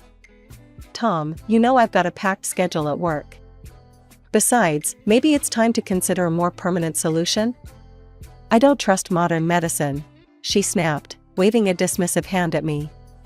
Her other hand gestured towards the shelves lined with herbs and bottles. "I have my remedies. I just need a bit of help around here, that's all." The ride home was icy. Tom's disappointment was palpable, a thick fog that filled the car and left no room for reasoned conversation. "You know, I'm not sure you really love me," he said suddenly, his voice cold and distant. "Refusing to help my mom says a lot about your feelings towards my family." I turned to him, stunned. "How can you question my love based on this? I've supported every decision, attended every family gathering, and now you say this? You don't act like someone who's part of this family." Maybe I made a mistake marrying you. He shot back, the words slicing through the last threads of my patience. Are you saying you want a divorce? I asked, my voice barely a whisper. If things don't change, maybe I do, he replied curtly, his profile stark against the passing streetlights. The next few weeks were rough. Tom withdrew further, busying himself with anything that meant not having to spend time with me. At night, he'd talk to his mother on speakerphone, her loud, self-pitying complaints about her health echoing through our apartment. Oh, Tom, I don't know how much longer I can manage on my own, she'd wail. Your wife doesn't even care if I die. And each time, Tom would look at me with accusation in his eyes as if her health was my responsibility. After several nights of this, I couldn't take it anymore. I started wearing earplugs, the soft foam a blessed barrier against her manipulative moans. It was a usual Thursday afternoon when I decided to check our joint savings account, a routine I had pushed aside for months due to the constant chaos at home. Logging in, I anticipated seeing our usual balance, but the numbers that greeted me sent a chill down my spine. The account was nearly drained. Stunned, I scrolled through the transaction history. Large withdrawals stamped with just ATM and no further explanation. My heart raced as I pieced together that these withdrawals coincided with the nights Tom came home late or not at all. I felt a sickening mix of betrayal and panic gnawing in my stomach. I couldn't confront Tom, not yet. I needed more information, something concrete before I sparked a confrontation that I wasn't prepared to handle. That's when the idea of hiring a private detective came to me. I found a reputable detective online and explained my situation over a hushed phone call from the back of a cafe. 3 agonizing weeks later, the detective called me back. We need to meet, was all he said. Sitting across from him in a dimly lit corner of a different coffee shop, the detective laid it all out. Your husband's in deep, he started, his eyes not leaving the file in front of him. He's racked up a significant amount of gambling debt. The kind that gets dangerous. My hands trembled. How bad? Bad enough that he's desperate. He's been talking about your finances, specifically your inheritance, as a way out. I recorded a conversation between him and his mother. It seems they have plans for your assets. He played the audio clip. Tom's voice, casual and cold, discussing how soon my money would fix everything. I felt nauseous listening to his plans, spoken so freely, as if I was nothing more than an obstacle to be dealt with. I was still reeling from this revelation when my phone buzzed. It was Jane, my long-lost friend, the one person I thought I had pushed too far away to ever return. Her text was simple, need to talk. Can you meet today? Hours later, I sat across from Jane in yet another cafe, the noise around us a stark contrast to the silence that had stretched between us for months. She looked nervous, playing with her coffee cup before she spoke. Emma, I'm here because Tom has been contacting me. He's made advances, said things. She paused, her voice shaking. He told me he made a mistake marrying you, that he should have been with me all along. I felt like I was in a nightmare, everything spinning out of control. You're telling me this now? Why? Because he asked me to do something unthinkable. He wanted me to convince my dad to fire you.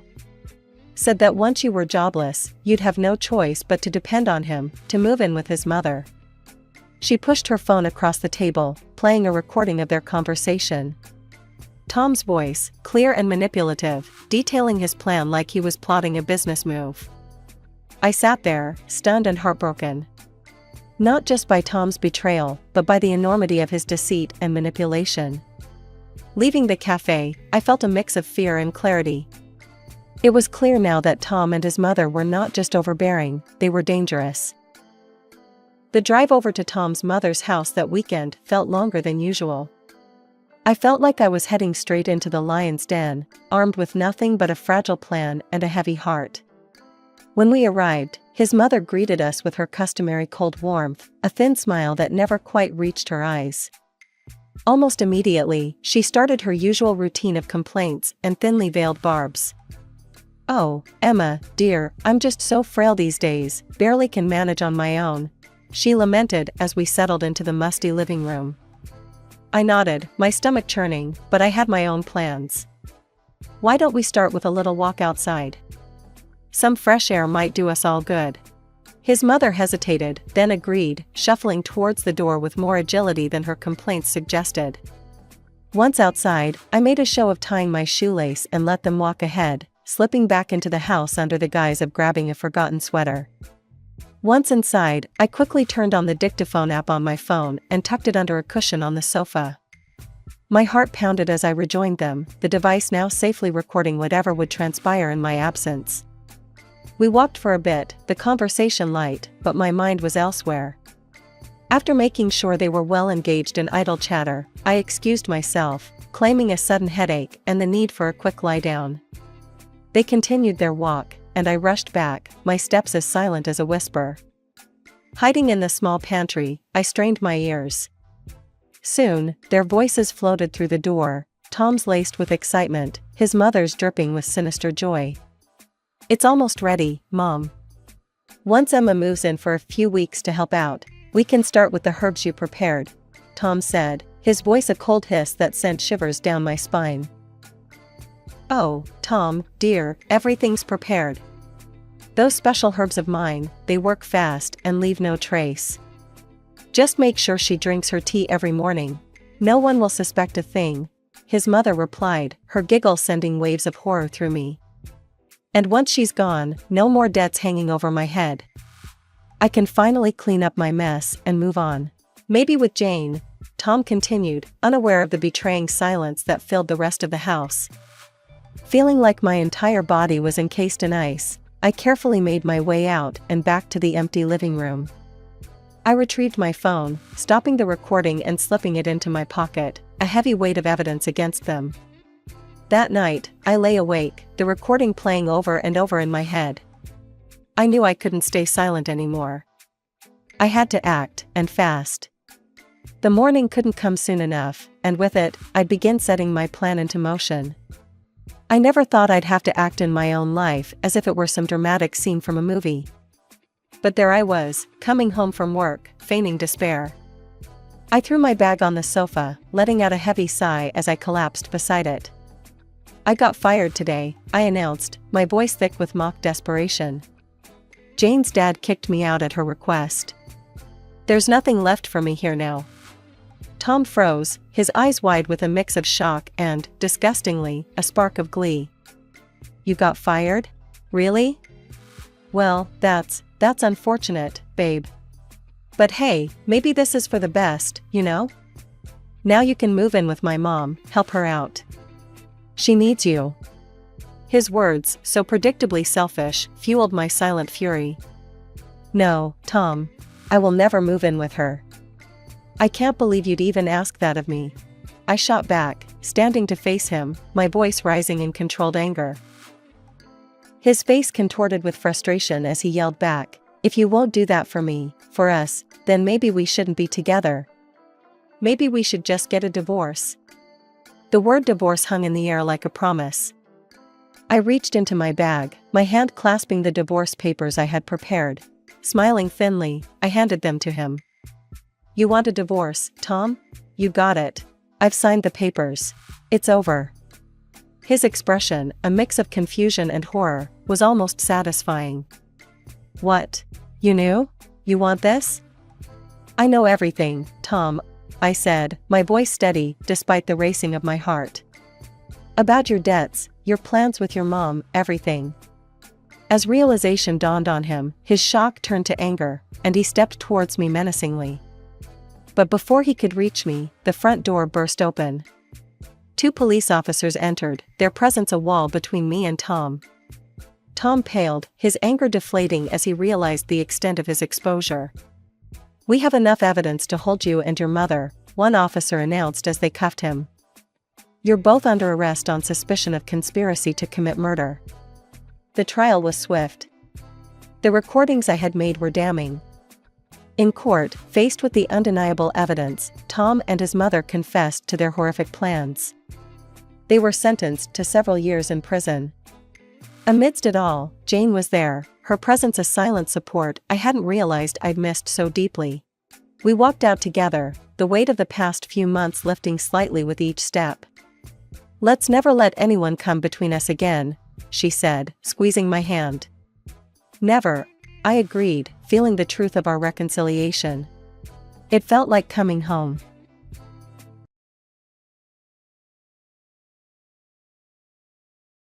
I'm Deborah. Been married to Tom for over 5 years and working at a travel company since forever, it feels like. But my real dream? Running my own hotel. And not just any hotel, but a cozy spot for tourists at a ski resort that I had my eye on. One chilly Tuesday, as I was sipping my morning coffee and scrolling through ads, there it was, a sale listing for a property right where I wanted. "Tom," I called out, my heart racing with excitement. He wandered into the kitchen, his hair all messed up from sleep. "Check this out," I said, pushing my laptop across the table towards him. His eyes skimmed the screen, already frowning. "Deb, you know we can't afford this," he muttered, pushing the laptop back towards me without real enthusiasm. "That's where you're wrong," I shot back, already prepared for this conversation. "We can if we're smart about it. We have the savings, and I've already worked out the potential earnings in this business plan." I handed him the folder, filled with tables and forecasts. Tom leafed through it, his brow furrowing deeper with each page. "This looks solid, Deb, but it's a huge risk. And you know I'm not up for running a hotel." "I don't need you to run it. I just need you on board with the decision," I replied, hoping he'd see the potential. "You know, I could ask my mom for the money," Tom suggested hesitantly. The thought alone made my stomach turn. "No, absolutely not," I blurted out quicker than I intended. "We can handle this on our own." Tom looked surprised, but nodded. "Okay, it's all on you then. I'm out of the hotel business side of things." "Deal," I agreed quickly, relief washing over me. I knew I could handle it, I just needed him not to fight me on it. To celebrate, I pulled out a bottle of wine from the fridge and 2 glasses. "To our new adventure," I said, filling the glasses with a flourish. Tom raised his, a reluctant smile creeping onto his face. "To your new adventure," he corrected, and we clinked glasses. As we sipped the wine, I couldn't help but let my excitement bubble over. Imagine it, Tom. A cozy little hotel, guests coming back all flushed from skiing, sitting by a roaring fire.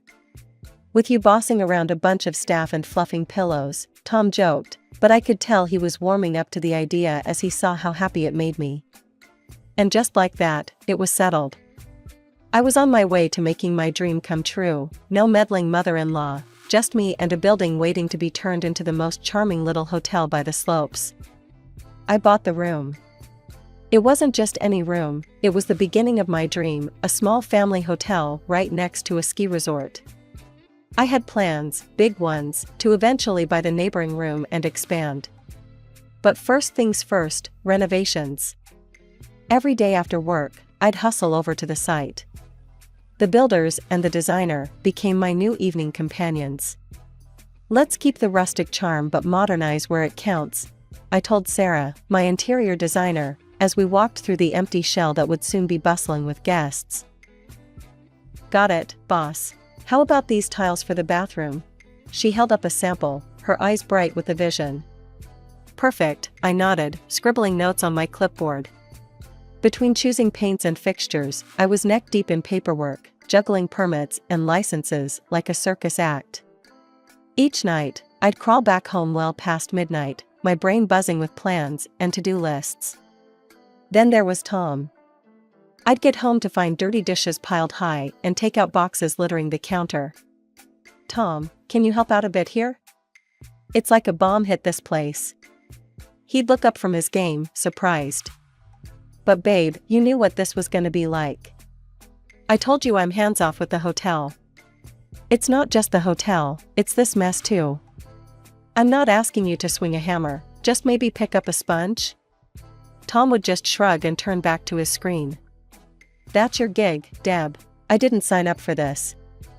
Every part of me wanted to scream, but instead, I gritted my teeth and kept pushing. At the hotel, I didn't just oversee, I got my hands dirty too. Hauling trash, cleaning windows, you name it. The workers probably thought I was nuts, but I wasn't above any task that would bring us closer to opening day.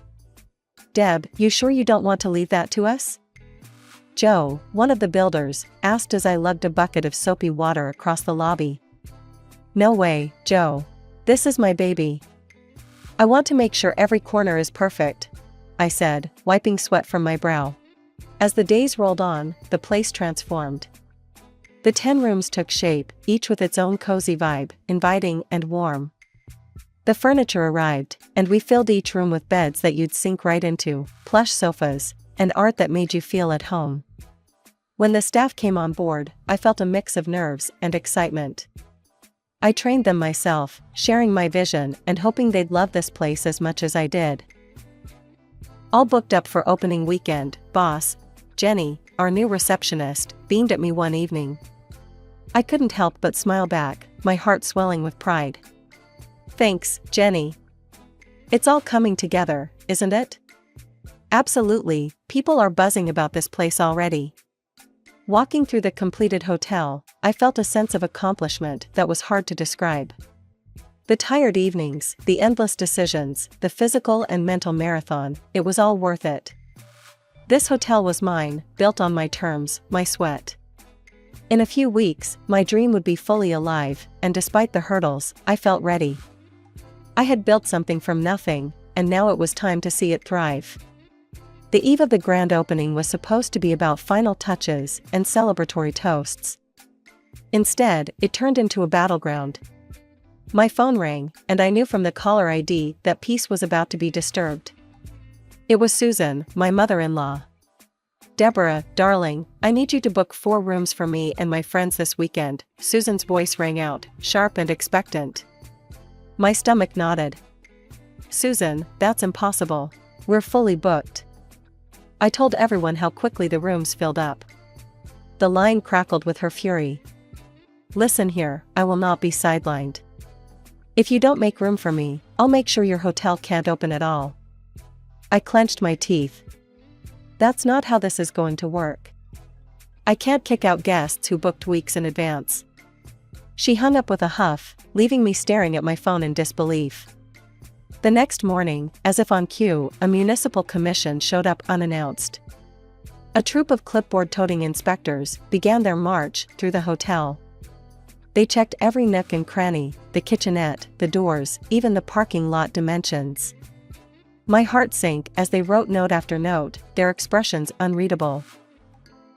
By the afternoon, the head of the commission handed me a list of violations. "Fix these by the opening, or face hefty fines," he warned before they all filed out, leaving a thick air of tension behind.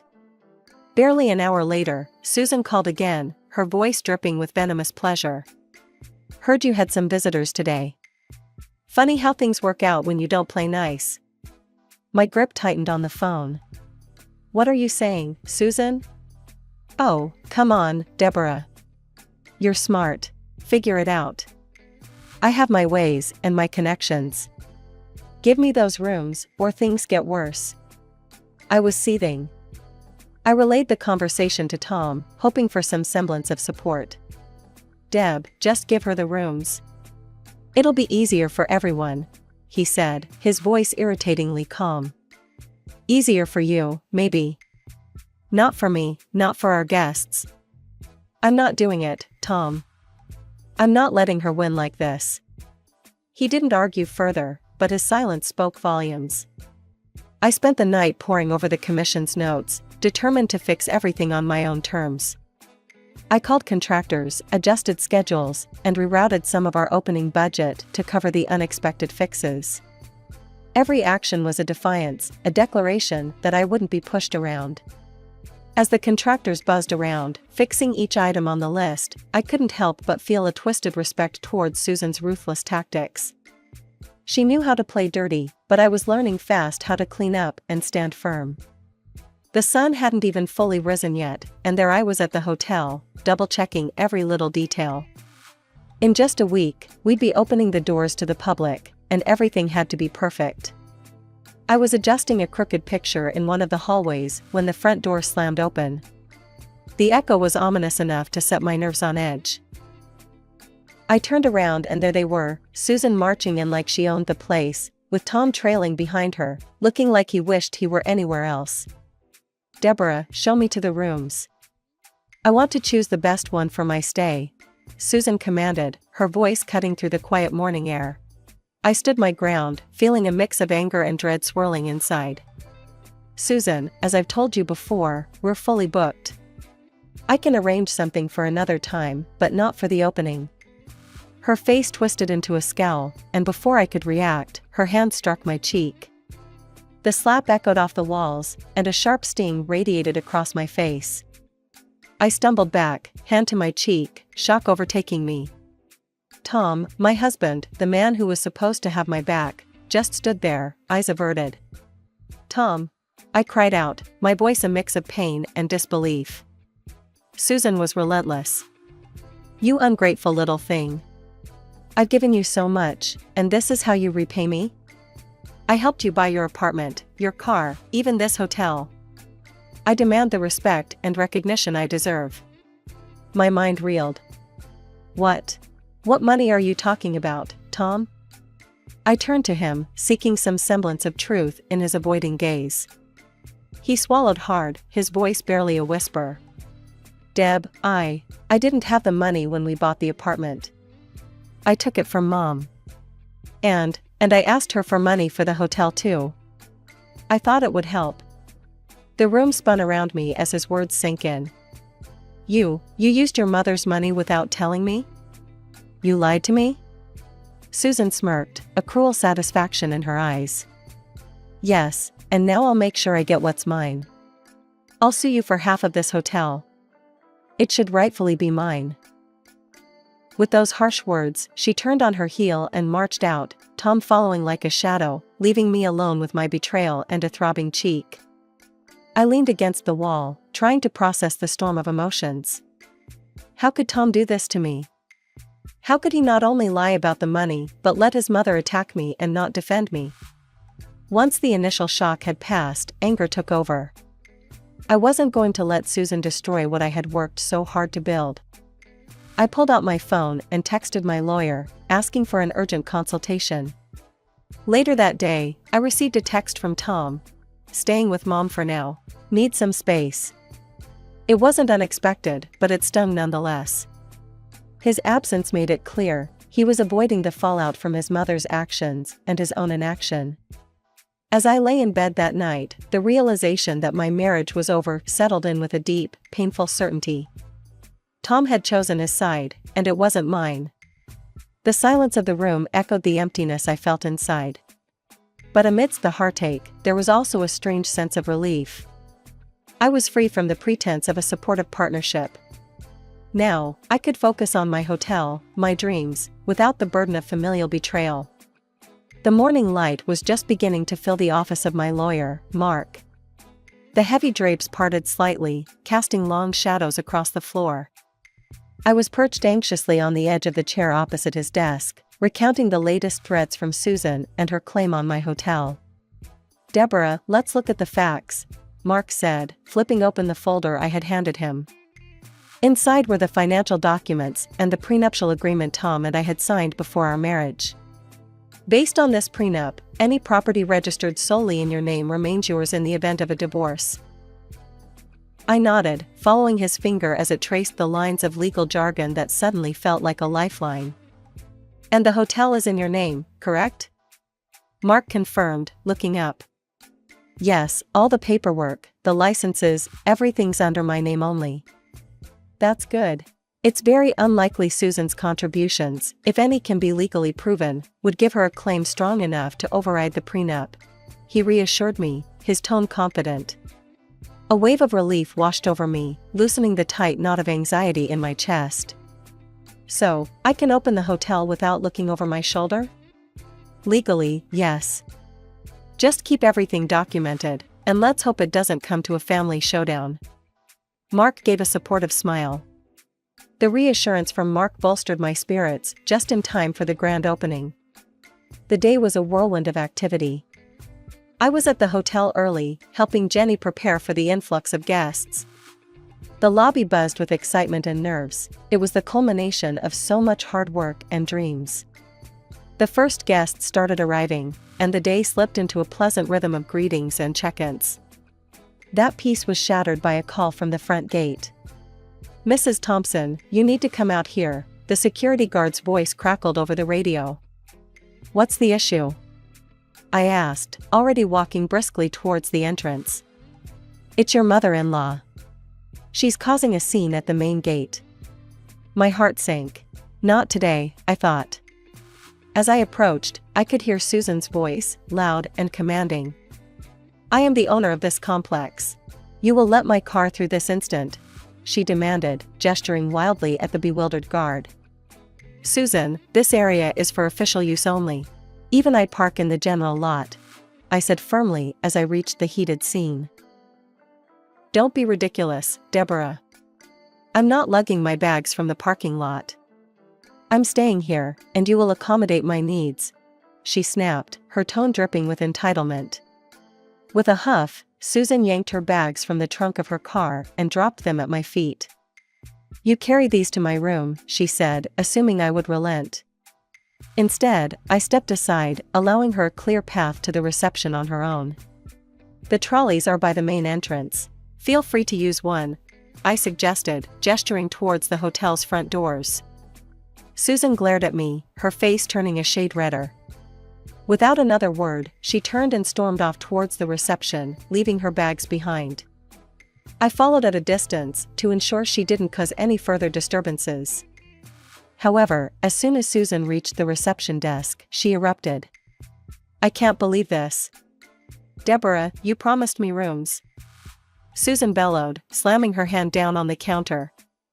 Her friends, a posse of similarly stern-faced women, glared over her shoulder at Jenny, our receptionist, who looked like she wished the floor would swallow her up. "Mrs. Thompson, I'm sorry, but we are fully booked. Deborah told you this multiple times," Jenny stammered, trying to maintain her professionalism despite the escalating scene. The commotion didn't go unnoticed. Guests in the lobby watched, some with raised eyebrows, others with phones poised, possibly capturing the meltdown. "This is unacceptable. I'm your family. You owe me," Susan continued, her voice growing louder. It was clear she enjoyed the audience. I felt every eye in the lobby on me as I stepped forward. "Susan, that's enough. You're disturbing our guests. Please, lower your voice or leave." Her eyes flashed with fury. "Or what, Deborah? You'll throw out your own family?" "Yes, if I must.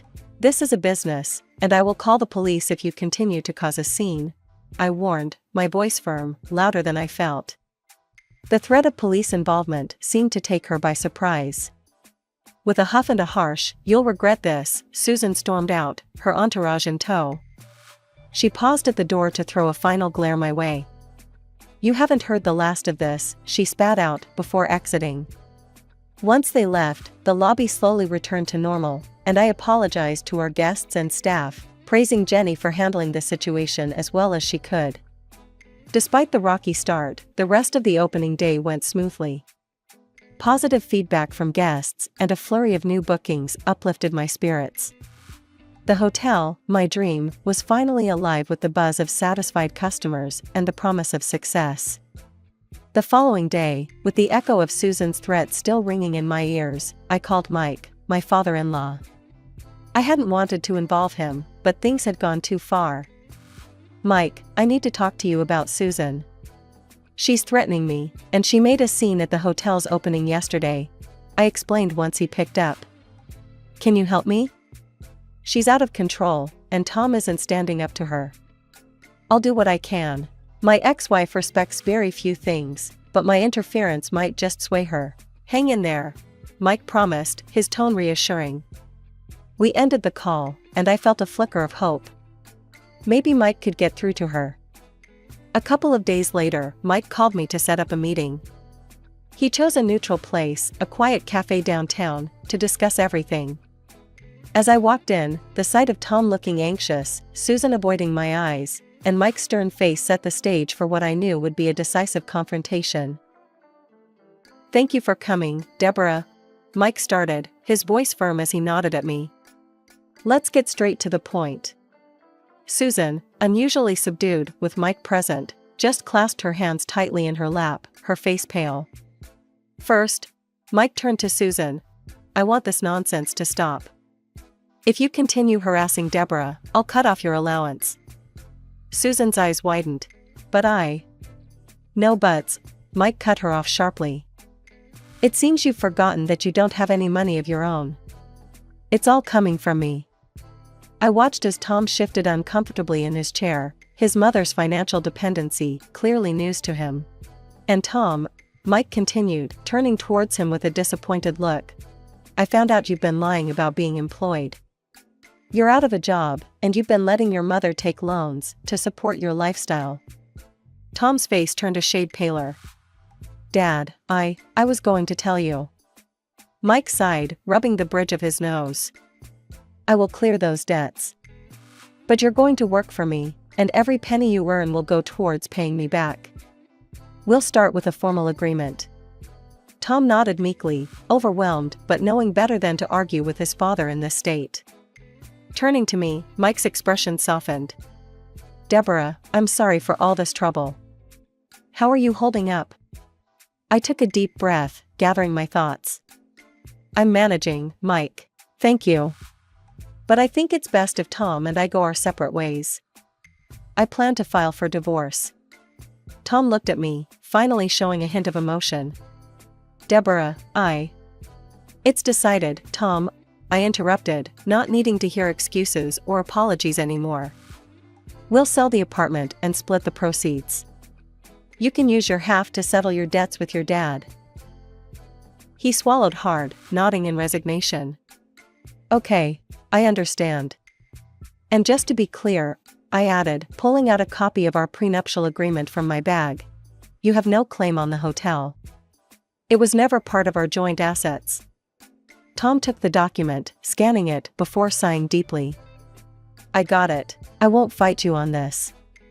Mike nodded in approval. "I'll make sure he adheres to this agreement." After finalizing my divorce from Tom, I found myself at a new beginning. The sale of our shared apartment injected a significant amount of cash into my account, money that I was more than ready to reinvest in my future.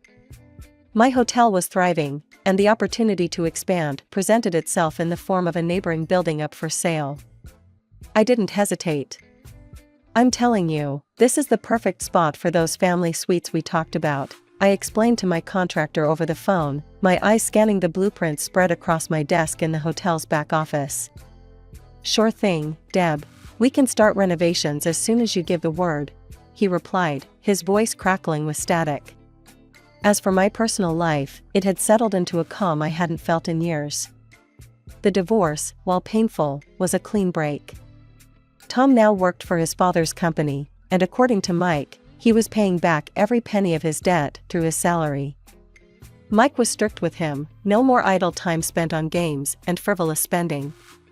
"Deb, I just want to make sure he learns something from all of this," Mike confided during one of our regular calls. He was the only link I still maintained with that side of the family. "I hope he does, Mike. For his own sake," I replied, genuinely meaning it. Mike had always been good to me, and it felt right to keep that bridge intact. As for Susan, well, the last I heard, she'd managed to pay off some of her debts, but trouble never did seem to stray far from her door. A friend who knew her told me she was already sinking into new loans, always playing catch-up with her lavish lifestyle. "Can you believe she started begging Mike again?" my friend gossiped over coffee one afternoon. "I can believe a lot of things about Susan," I chuckled, shaking my head. "I'm just glad it's no longer my circus." Life at the hotel was bustling. The new building project was well underway, and the excitement of expanding, of creating something that was entirely mine, filled me with a sense of purpose I hadn't realized I'd been missing. Each decision, from the type of curtains to the layout of the kids' play area, felt like a piece of a dream I was piecing together, day by day. One late evening, as I was locking up, Mike dropped by unexpectedly. He glanced around the busy lobby with a smile. "You've really made something incredible here, Deb. It feels good, building something lasting. Anyway, you're part of the reason I made it through. So, thank you." Mike waved off the thanks with a chuckle. "All I did was stand back and watch you handle it all like a champ. Just make sure you keep a room available for me from time to time." "You've got a lifetime pass, Mike," I assured him, and we both laughed, the sound echoing slightly in the quieting hall. As he left, I turned back to my hotel, the lights of the lobby casting a warm glow through the darkness. It was more than just a building, it was a testament to a journey of growth, of battles fought and won, and the promise of new adventures just around the corner.